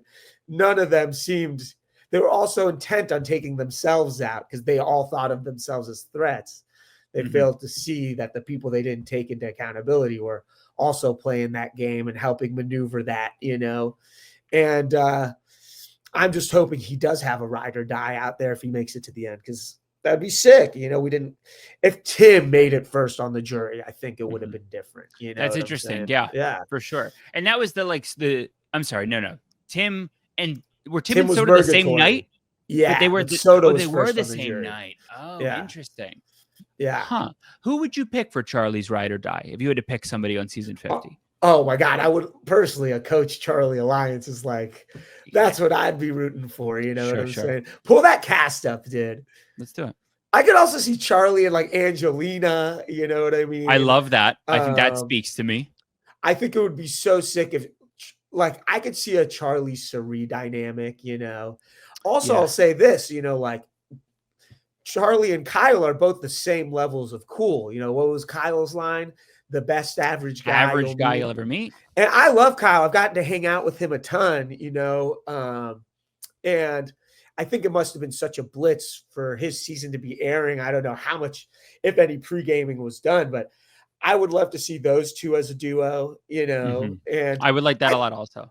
And Camilla's really cool. I mean, they were in town for the 48 finale, and we were partying at some mansion in the Hollywood Hills. And the whole day we were talking about playing Smash Bros. And everybody was picking their alliances. And then by the time it was time to play the game, which was 3 a.m., we were all so sloshed we didn't play. But I'd love to see the dynamics come out off island within Smash Bros, you know? Yeah. And then, I mean, 2 days later, they left to Fiji. So Kyle and Camilla in particular, like, they're shopping around for new number ones. They can't be number ones again. You know what I mean? No, it would be crazy. And as a fan, I love those two. But the last thing I need to hear is like another confessional about Camilla and I are a duo. You know, I thought of the other day thinking about this is like we do need to make like I can captain this marketing initiative, but like we need to make a bingo card for that first episode because I think you 1,000%. Get that confessional. I think you 1,000% get Rick Devens doing the weatherman sound. I'm betting right now that's the first confessional is you get Rick Devens doing the weatherman sound. Totally. I mean, this is who I'm rooting for. You know, I'm rooting for Charlie and Tiff.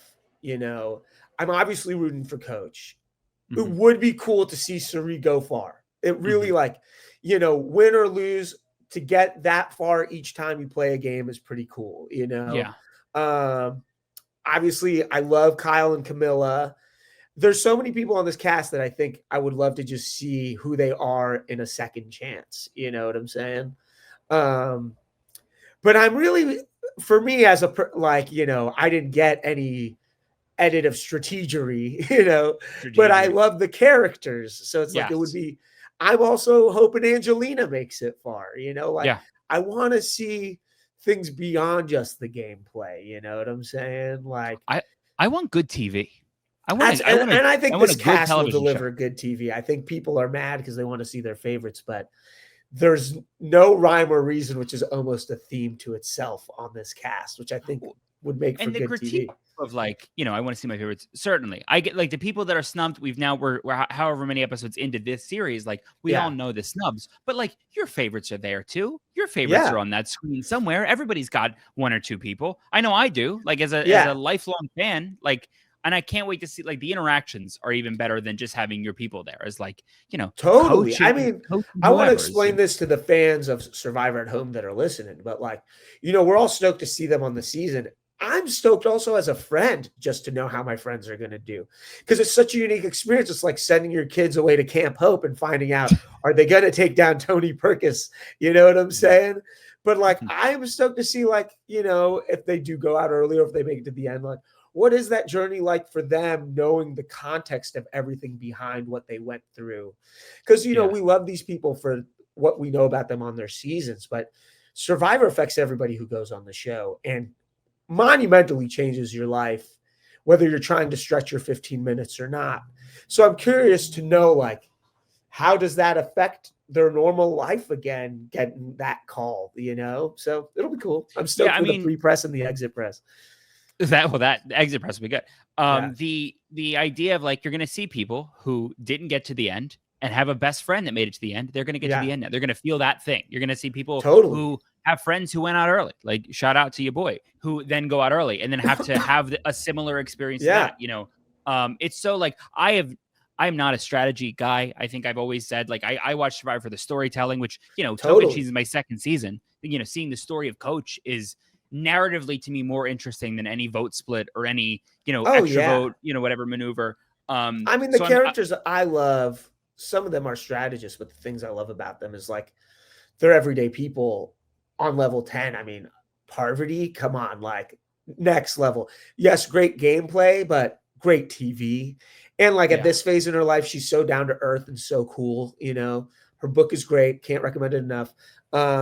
Coach, I mean, I know people like Coach growing up, people just trying to become rock stars and going for the gold and really living for the epic tale they're going to tell on their deathbed. And Coach is he's so earnest and kind. I can't like overstate it, you know? And I'm Carolyn. I mean, when I was applying for the show, you know, it was like I saw Gabler getting that girl voted out for not being able to name a Mastodon song.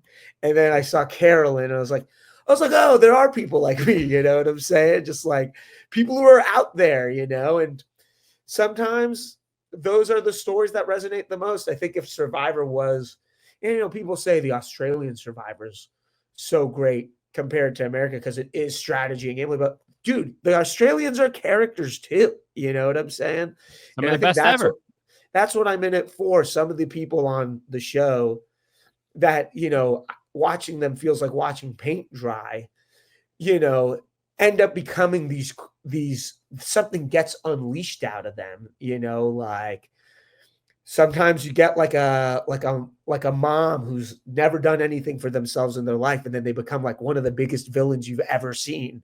And you're like, it's epic storytelling. And that's what I'm there for. You know, that's at the end of the day too. Like, it's just one of those things where sometimes people get out of the game and they hold on to their moves so hard. And I get it, because I hold on to that with my art and my music.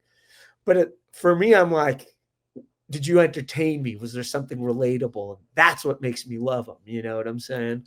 You said this, but that is what makes the good strategist great TV, is not because they can do the number. Like, there's plenty of shows where people are just doing the numbers, but it's the person who's doing the numbers and the motivation behind. Like Parvati is a great example of exactly that. I mean, and that's the other thing. It's like when you're doing the numbers, you're also taking into account personality types. You're like, okay, I've only known this person for 20 days, but they remind me of somebody at home. And do I, do I base this move based on what I predict they might do? Because it's a type A, type B, Aries, or a Gemini style person, and there's a lot of people. Yeah, there's a lot of people that do that, and it makes it for great TV, You, Ben Katzman, you have a lot of stuff coming up. Tell everybody what you got coming up. I got a few things. I feel really good about a lot. When is this interview dropping, by the way? Like this will week? Drop next Monday, I believe. Oh, cool. All right. So if you want to chop this a little bit out, but then bring it back in or leave it in, whatever. But yeah, I got a few cool things in the works. We're playing with Def Leppard at Bethel Woods in a couple weeks, and I'm always working on new music, but I'm about to announce my own little talk show. And, I'm interviewing everybody from reality stars to rock stars to artists, people in my favorite movies. And it's me basically doing Pee-wee's Playhouse or Wayne's World. It's like, I'm not interested in asking people what moves they make. And I'm more like, what was your life like when you went on that TV show? Or how did being in that movie affect who you are? And we've filmed a ton of episodes so far, and it's been really interesting for me as a fan to learn more about these people that I grew up admiring, And sorry, I'm just getting this phone call. Hang it up. And I'm just, I think it'll be really cool, and I'm stoked to take it on the road. I know, like, every white dude's got a podcast, but I think this is something that people who maybe struggle with a sense of self or want to go for their dreams, you're going to get to hear about people who overcome their insecurities to become the people we know and love. And I'm hoping that when people tune into Masters of Reality, which is what I'm going to call it. I was going to say, do you have a name? Masters of Reality. It's like the third Black Sabbath album, Master of Reality. That it's the kind of thing that, it gives people the gusto to go for it themselves. Because I think a lot of us, people watch a show like Survivor and go, I could never do that. I'm like, no, you could. You don't know who you are till you're in it. And going for anything in life, whether it's taking the safe route and getting a job in a cubicle or trying to play a show with your band halfway around the world, it is a scary thing. You never know how anything's going to end up. And at the end of the day, I think you got to live a life well lived. I mean, I said it on Survivor. I know what it's like to survive off $3 a Taco Bell because you're making no money. You don't know where you're going to sleep that night on the road. I've lived out of a suitcase for months on end.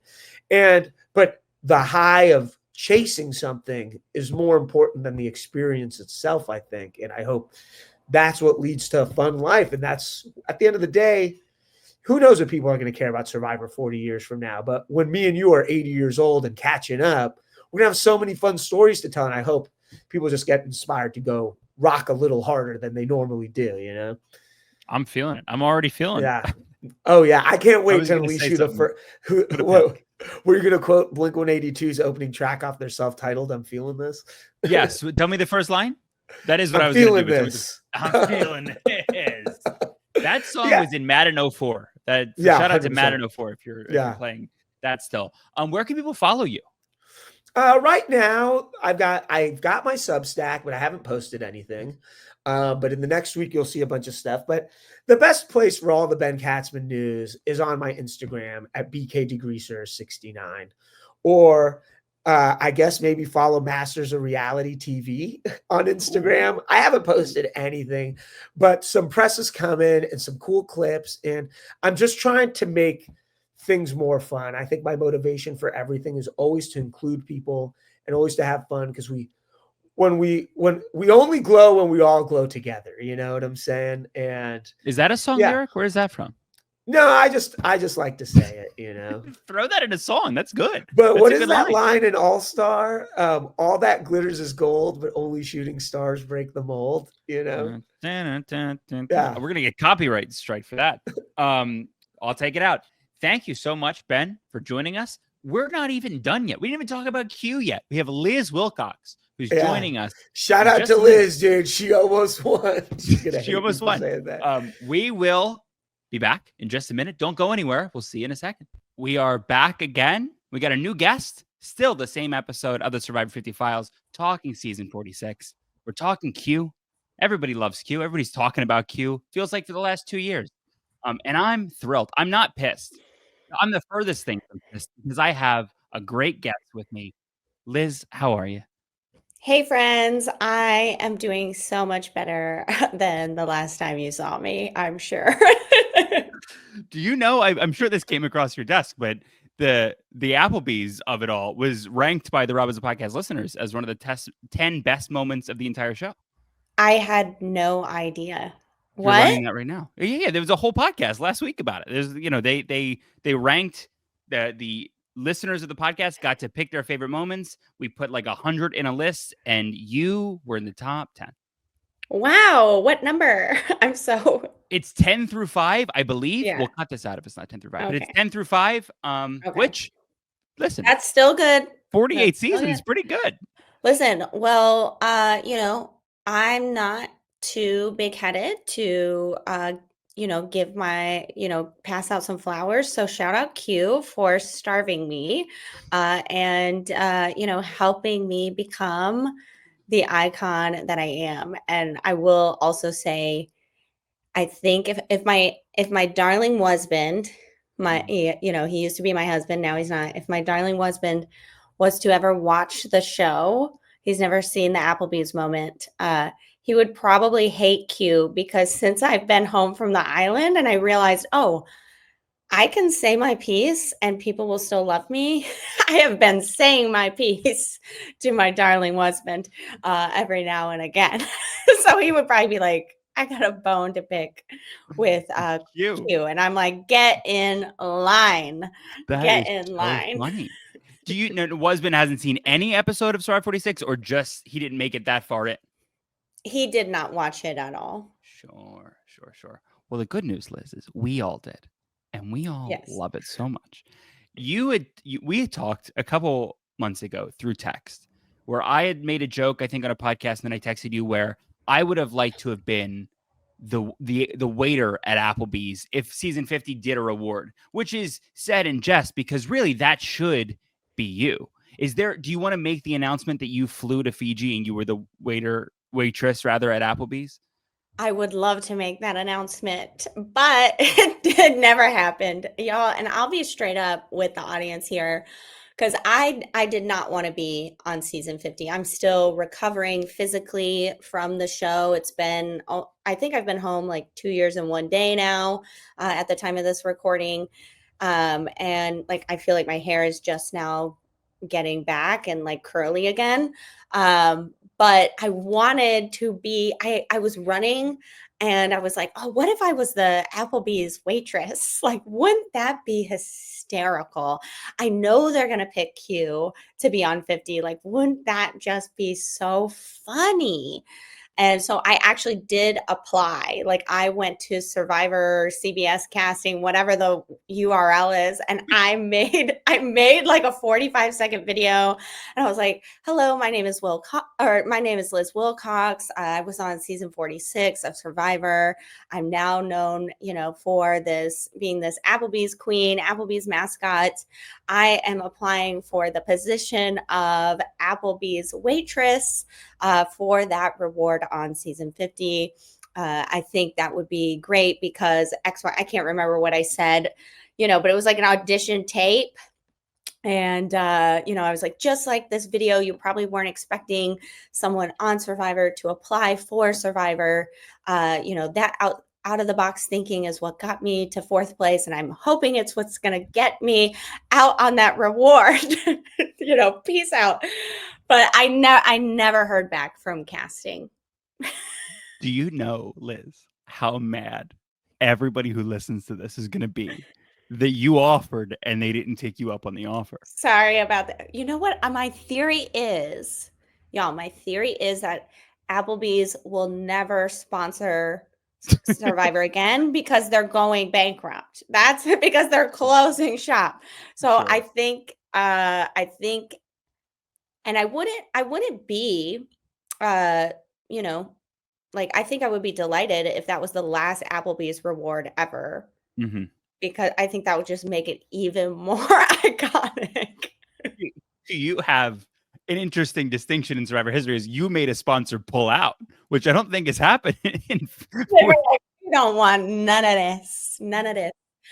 No, I think they're just I think they're just closing too many stores. I don't think they can afford their sponsorship anymore. Is that terrible of No, me to you put say? That's you my put them theory. back on the map. Like, no, listen, I'm not going to Applebee's. And we went, my girlfriend and I, the weekend that happened. We were like, you know what? Applebee's does sound good. Like, if you're I that love that. peeved by Applebee's, we should go get that burger with the egg on it that I really like. It's so good. It's It's good. so good. Anyway, shout out to Q for making that moment happen. I got nothing but love in that regard for it now. Q, Liz, made a lot of moments happen on season 46. Mm. Many of them that you were there for. You were present. Tell me about the Q first impression. Pre-game, Yes. you're walking Okay. through. I love this question. And I've been wanting to tell people, I feel, because, I got so much hate. Like, oh, you just hate Q. You're this, you're that. And I'm like, I actually loved this guy. I was sitting pretty close to him. Like, I think he was the closest person next to me at Ponderosa before the game started. And I was like, this is my boo. I can just tell he's a large and in charge character. He's trying to be subtle, but he can't be subtle because he's Quintavious Burdett. And I was like, that is me. Like I see a lot of myself in him. And then he has a tattoo with his last name right here, right? So I'm like, this guy's a family man. I'm going to know exactly how to get him when I get on there. He looks like an athlete of some sort. I'm an athlete, I'm a runner, like this and that, and I was like, in my mind, Q and I, like number ones, right? Then, and this is, a little pregame, one day, like he fist bumped me or something, like at pictures. And I was like, got him. Like, he was probably fist bumping everyone, but it's pregame. Everybody's in their own heads.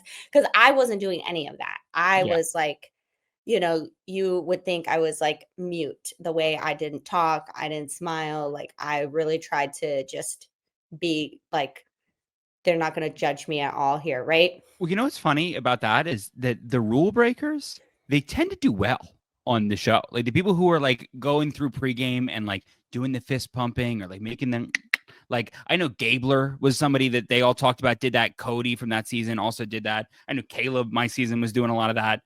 Q, like these people, they do well on the show. Maybe we should be breaking more rules.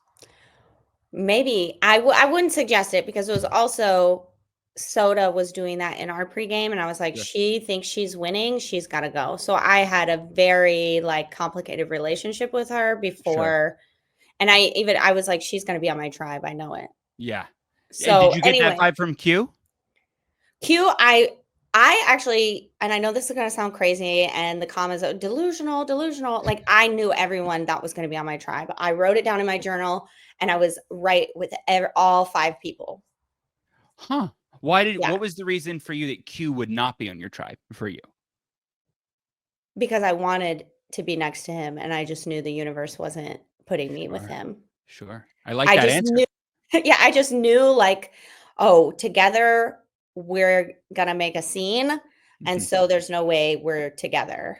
Right. And also I knew Tevin was going to be with me and, not to sound terrible, like they're not going to put 2 black men on one tribe. Yes, sure. So I was like, I know Tevin is with me. I just have this feeling. Mm-hmm. So however that sounds, but my impressions of Q and even in the game, as we moved into the game, I was like, oh, this guy is even better than I thought. Like he's so big, right? And I consider myself a big kind of personality. When he said, oh, we didn't do the Sweat vs. Savvy, we didn't finish it. It was a business decision. I was like, I knew it. I knew this guy was a businessman. Like whether or not he's good at it, I don't know. We'll see, because seems like a bad business decision. But I was like, this guy is so horse with blinders on, eyes on the prize. efficient thinker, and I consider myself very similar. I told Hunter and Tevin, I was like, we have to work with Q.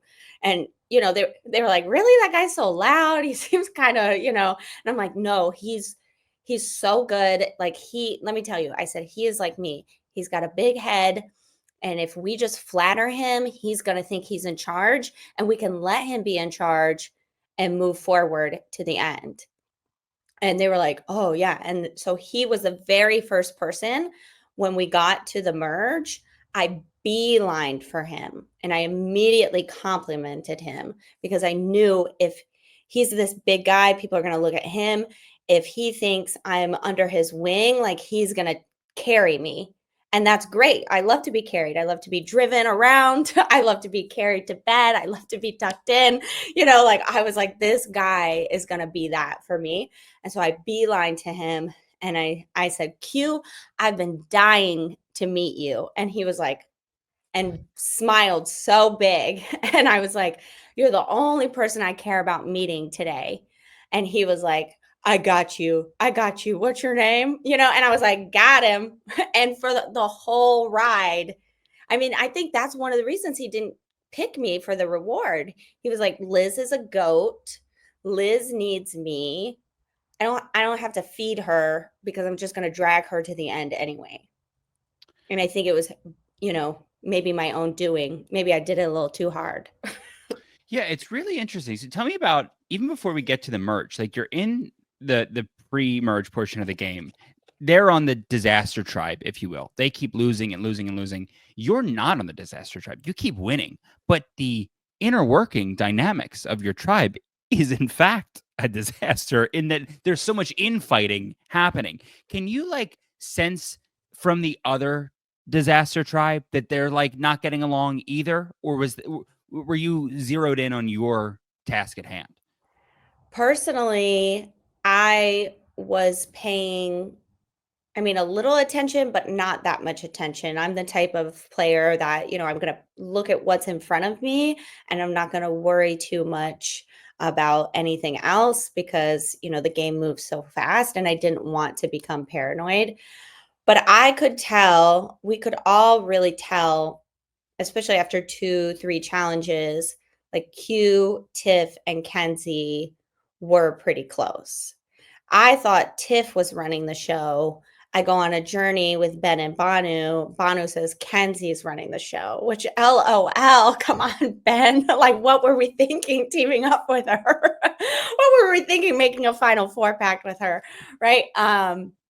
But I could sense that there was, you know, some kind of closeness there. You know, I could see that, you know, Q, he thinks he's the coach, right?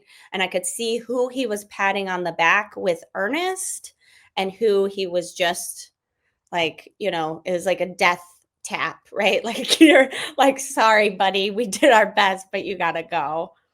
Was that Banu's representation of Q on that journey? What was his input there about how, like, if Kenzie's running the show, what is Q doing? I don't know if he mentioned Q. I think he said specifically, you know, Kenzie's, you think Tiff and Q are the brains, but it is Kenzie that is the brains.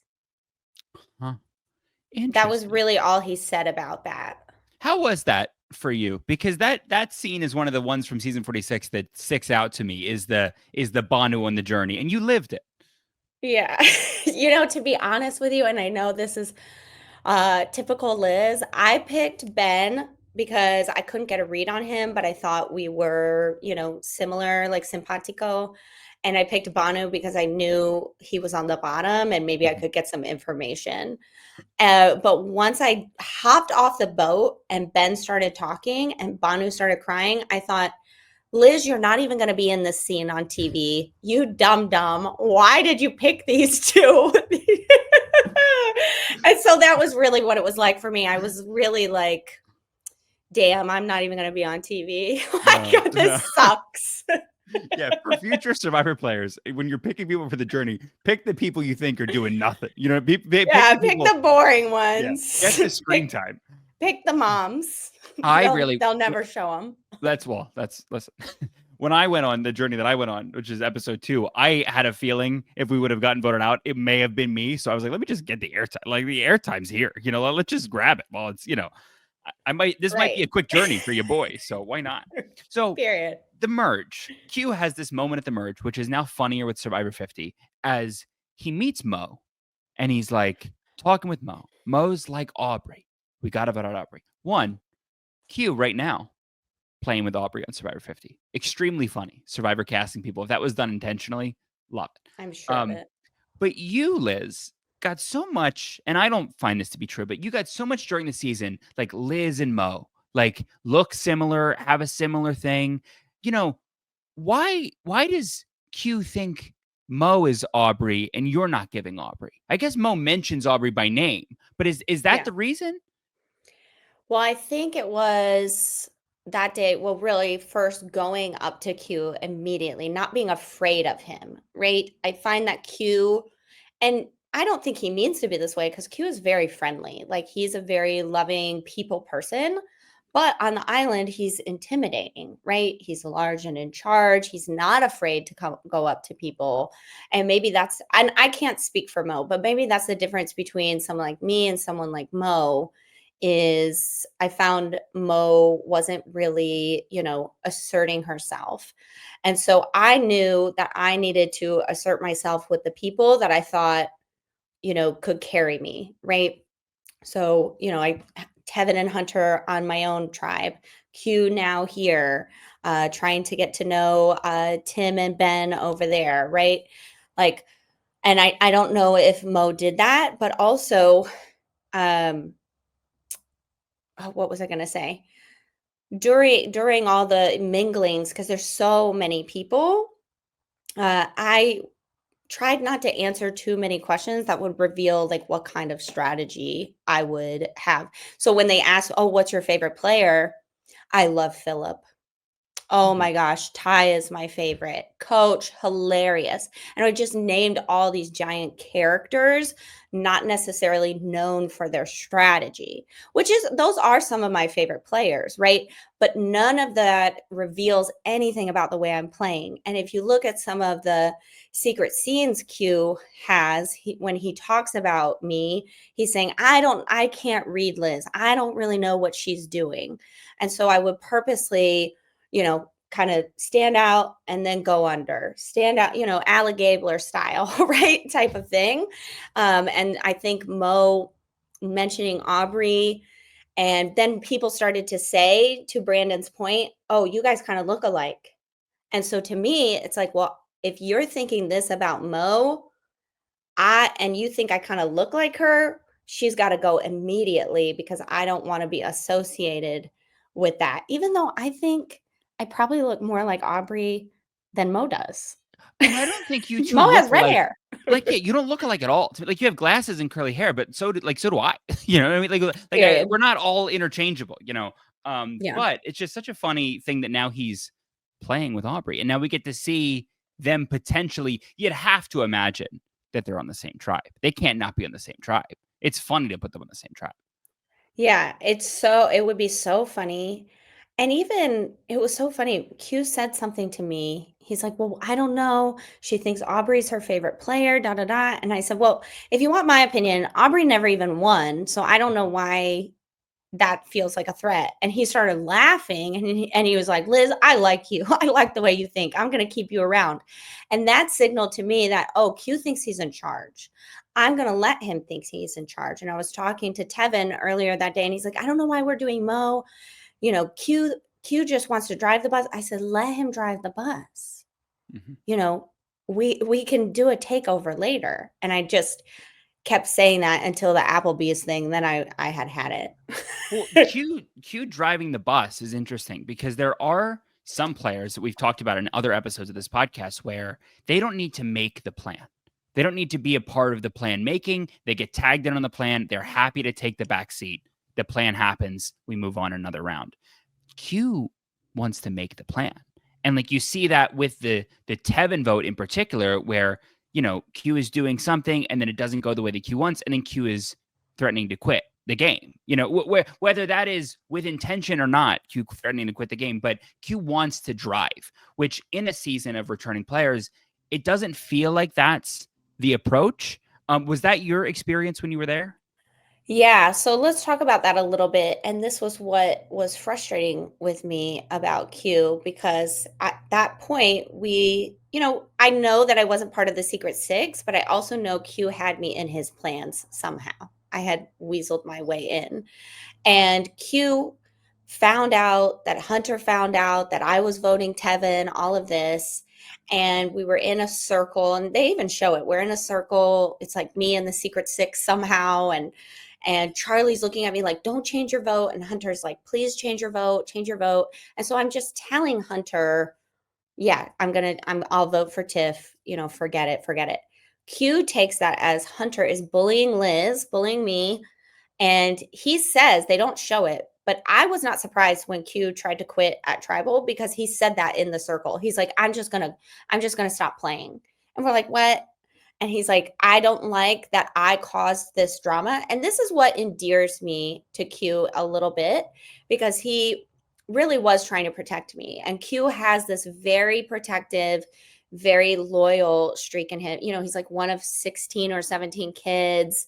He's a man from Mississippi, the deep South. He's got a lot of sisters. And that's what he tells me. He says, Liz, I got a lot of sisters that, you remind me of. You and I came, we're cut from the same cloth. I don't like the way Hunter is bullying you. And we didn't have enough time to talk, but during Tribal, I said, Q, you read me wrong. I'm on Survivor for a reason. Like, I'm not going to get bullied. You just read me wrong. And so when we go back from Tribal, I'm actually not mad at Q. Everyone's mad at him. I feel endeared to him. I go up to him. I'm the first person to go up to him. And I say, Q, hey, thank you so much for being willing to sacrifice your game for me. But that's not how I want to play. And that's not, I wasn't trying to manipulate you that way. He's like, I know. He said, and he told me a little bit about his sisters. And, it's his role in life to protect women and this and that. I said, love it. Let's continue to work together. But he seemed like he wanted to be alone. So I left him alone. Then Maria kind of comes in, scoops him up, which is her proper reading and my misreading. And so anybody out on Survivor 50 that can really see the way that I saw, he's got Burdette on his forearm, the way I saw this guy as a family man, if somebody can connect with him on that level, I think they'll be really good allies. That's how Maria and him really, really connected and stayed together on our season.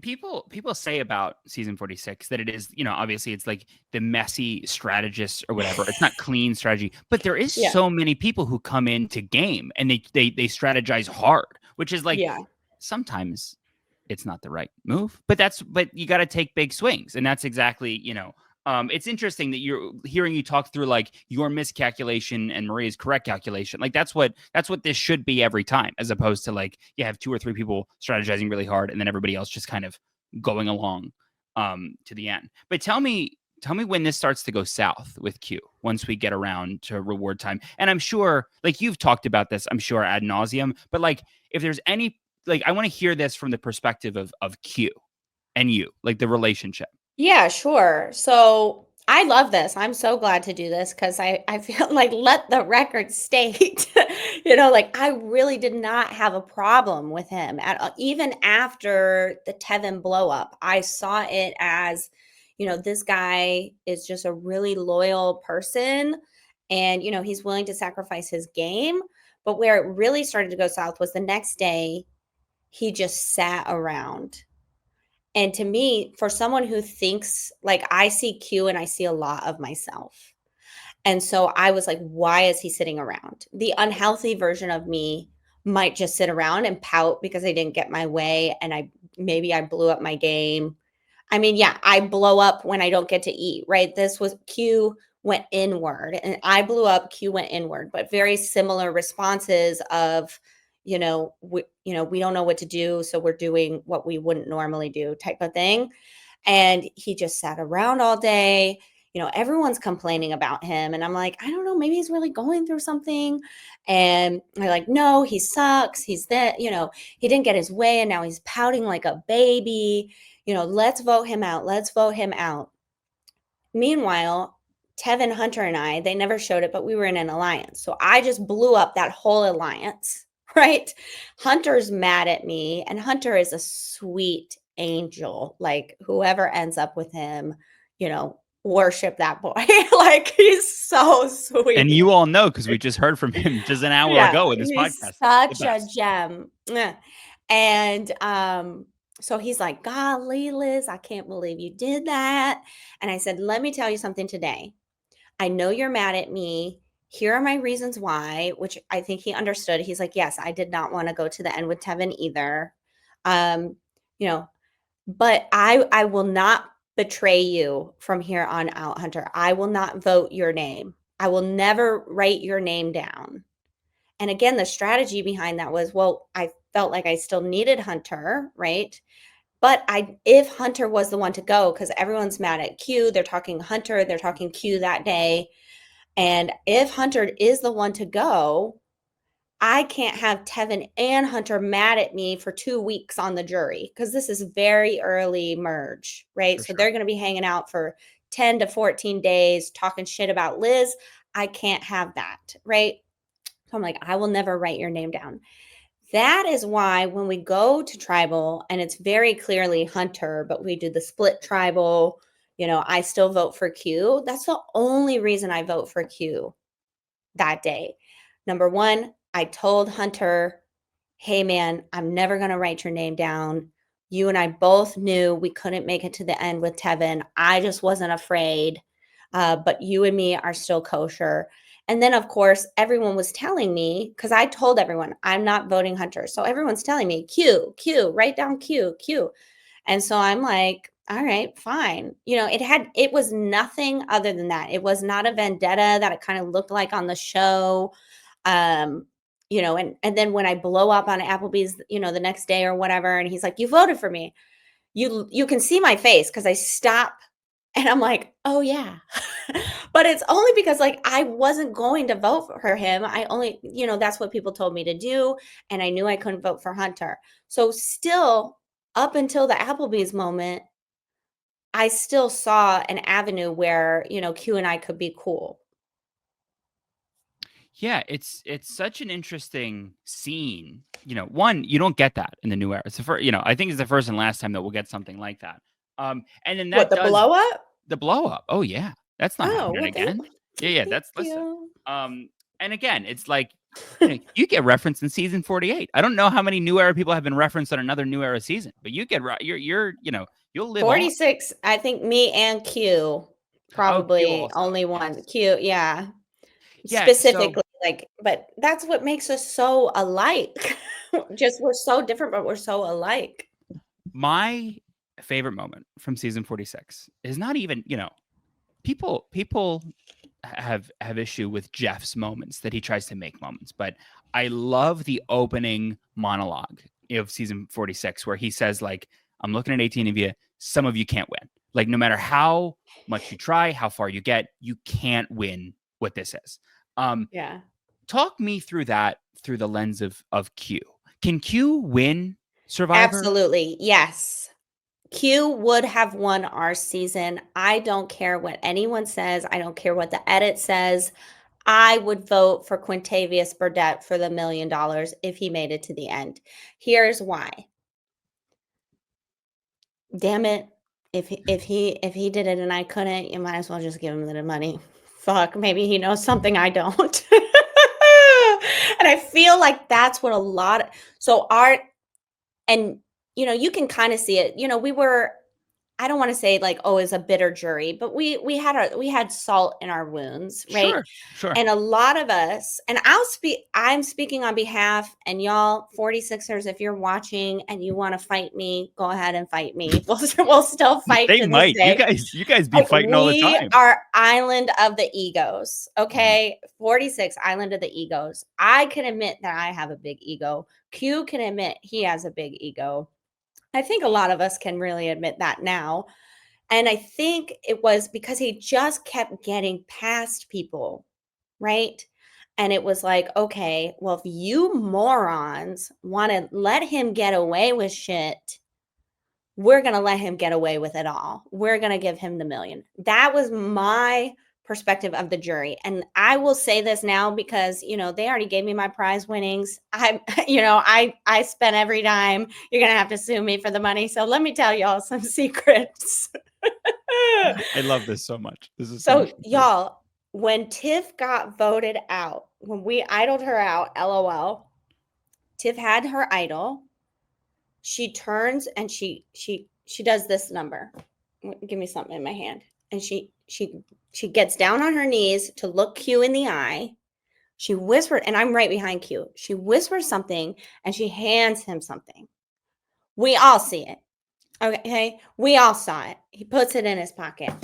We go, now y'all, for y'all who have never been on Survivor, then you take your torch, you go, you put your torch down, you get into a tent, you got to see medical. If you want to see medical, whatever, you got to wait for the boats to go back to the island. This producer, I won't name him, this producer starts running through. Wait. And he's hot. Q, give it to me. Q, and I love this man because I would have done the same thing.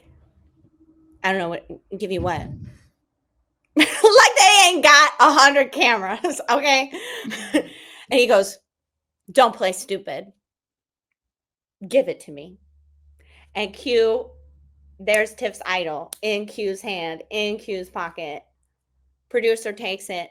He looks at all and he's pointing. He said, this never gets mentioned until Rob has a podcast. Liz talks Q Burdett on season 50.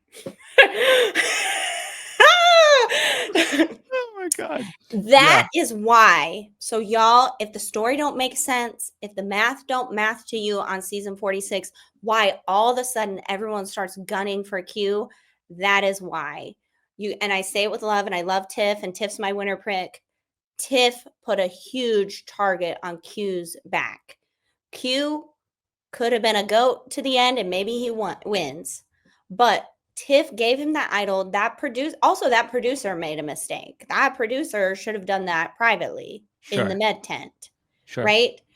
And then we would have just did she put something in his pocket? We wouldn't have exactly known. It would have been hearsay. But that was confirmed, right? And so in my mind, and we would whisper every once in a while, and then we'd get yelled at. We'd be like, remember Tiff? Because that would be like Tiff is on the jury rooting for Q. Enough So to Q give him this thing. Yeah. And as we saw, Tiff was now on the jury rooting for Kenzie, who won. Yeah. So that is why I think Q could win and would have won our season. I still think he could I don't know if he wins season 50 because of the recency of his shenanigans, but bring him back in 5 years when he's calmed down a little, he's had a few kids, he's a little more humble. He's got a great shot.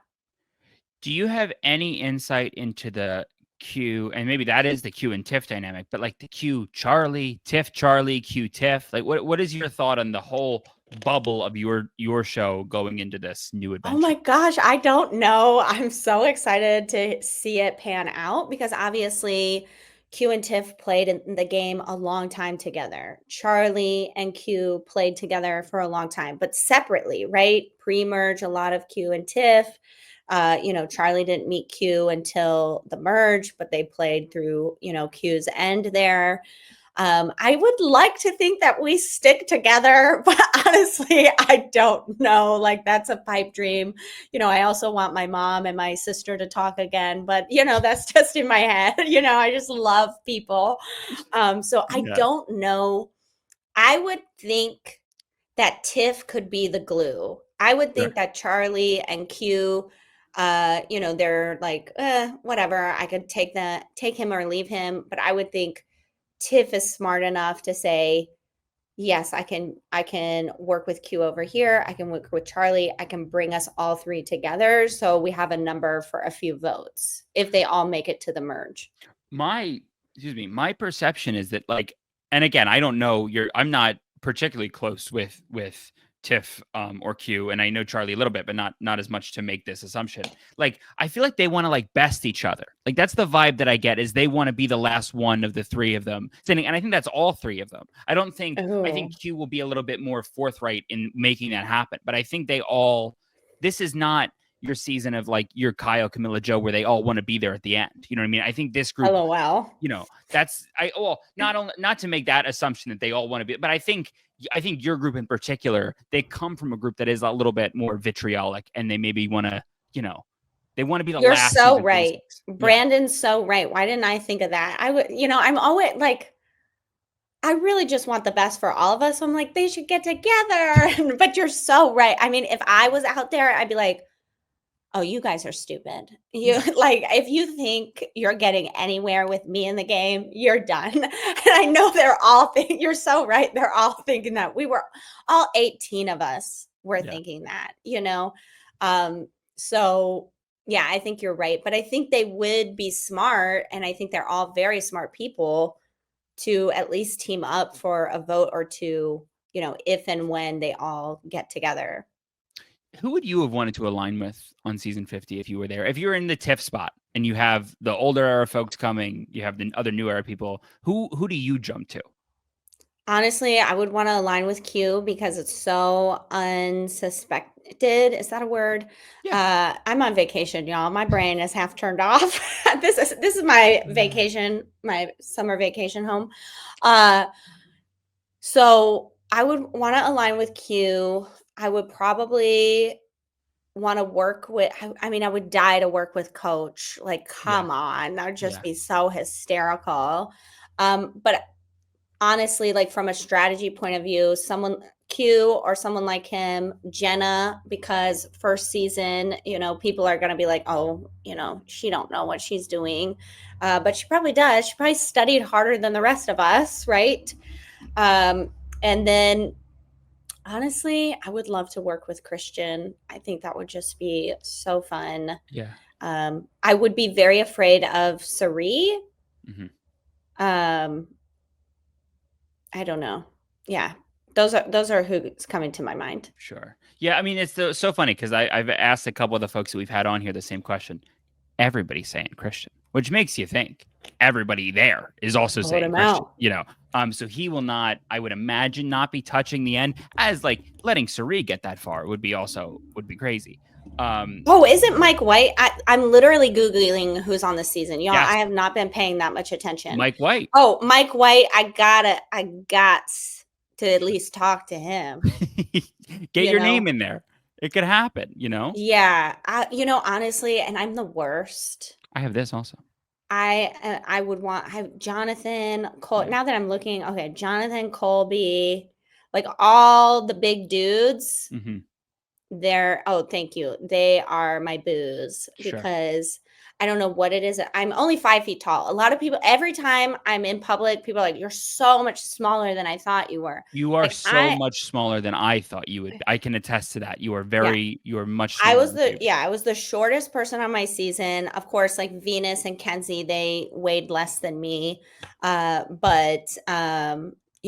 I like my strategy going into 46 would probably be very similar to 50. How can I get the big dudes to like me? And I think for me, like I'm not, a Kenzie or a Venus. Like I'm not super hot and intimidating to guys, but they love my sense of humor and my stature, I think, still makes them want to protect me. Like this is such like the most misogynist strategy, but it totally worked for me. It worked for me so well. I'd be like, oh, Jonathan, I'm so scared. I would say that to Q all the time. Yeah. I'd be like, oh, I'm just really scared about this next vote. And he would roll his eyes at me. He'd be like, Liz, you ain't got nothing to worry about. Like nobody's even saying your name. Every guy, I'm so worried. Oh my gosh, I'm so scared. And like their protector mode would go in. They'd be like, Liz, you're not even eating. Just sit down. You're fine. Like I I would say even the women towards the end, like every person on the island was helping me sit down at some point or another because I'd be like, oh, I'm just so weak. Yeah. And it worked so well for me. That's why I was convinced I'm going to make it at the end because I'm like, remember that time you asked me to sit down or you asked me to sit down and you even helped me sit down? Like, that's how strong of a leader I am. I didn't need no help. It's I just microcosm wanted of society. That's what it is. You know what I anyway, mean? it's so bad. It's so bad. And y'all can hate me in the comments if you want, but it worked. And that's probably who I would align with. Colby, all the people that consider themselves protectors, Sure. like those people need to protect me. And It's they a will. great answer. It's a unique, like it's a good, everybody says the same couple things. So I like to hear some variation, Do you have Yeah. a So oh, yeah. go ahead. Fun. This is so Oh fun. my God. Your winner pick, you said Tiff. Of course, she's my girl. I love her. I was so sad that people wanted her out and were scared of her because of her idol. Because I was like, oh, I'm just getting to know her. I Mhm. think we could get along really well in real life. And, since the season has wrapped, we have gotten pretty close. So I think she is somebody who they're probably going to sleep on, right? She only got 8th place. Like that's really good, It's really good. Oh my God. Yeah. And I think she's a person that can learn from her mistakes. And I don't know how she's going to play. I just know she's going to play. And I hope she makes I would just love for her to join Kenzie in the winner's circle. I just think that would be, that would be. What a crazy timeline that 2 people from that tribe win Survivor that we'd be in, 2 of Honestly, those 6. it would also make me probably want to yeet myself Sure. because Rachel also won and she was our alternate. Yeah. And I'm like, not me being in Fiji staring at 2 winners and not one of them is me. Sure. Like, I might as well die. Sure. Like, yeah. Thinking about the most fun tribe leads you to think about the least fun tribe, which Nami's getting thrown out as one of a tribe that maybe would be less fun to hang with. Really? See, that's who I would go with. I'm trying, like, I thought you were going to ask me, like, who would you go with? I would go with my tribe. Yeah. We were actually a good effing time when we could just calm down. I mean, Hunter and Tevin, are you kidding me? Soda is a gem. Soda, I didn't trust because she is actually so genuine. Yeah. And in a game like Survivor, I was sketched out. I was like, there's no way I just put a hole in her sweater and she's not actually plotting against me. I set her shirt on fire. Sure. And she was like, it's fine. Sure. Tevin lost her shoe. It's fine. I'm like, this lady's about to explode. I thought she would be the Applebee's queen, right? Like, Sure. and so, but she's actually a gem. Venus in a non-paranoid situation. Good time. Hype Good girl. Who else was on my track? Oh, Brandon. Brandon is my boy. I text him every day of my life. Oh, hell yeah. Brandon, Tim from our season, and I are in a group chat called Southern Discomfort because we all live in the South and we all run. So we run every morning or whatever, and we share our running. But anyway, Brandon alone, you could just go out to dinner with him and leave the rest of Nami behind. You're going to have a good time. This is the defense that Nami needed because I don't think it's Nami, but I think that, it would be a fun thing to witness, certainly. But you'd have fun. We'd have fun at the wedding. There'll be a lot of singing. Sure. A lot of singing. A lot of singing, a little bit of tension. Sure. I guess there's just a lot of, minus Hunter and maybe minus Brandon, there's a lot of attention whores on Nami. Yeah. I'll say it. If they won't say it, I'll say it. Sure. I would say minus Hunter.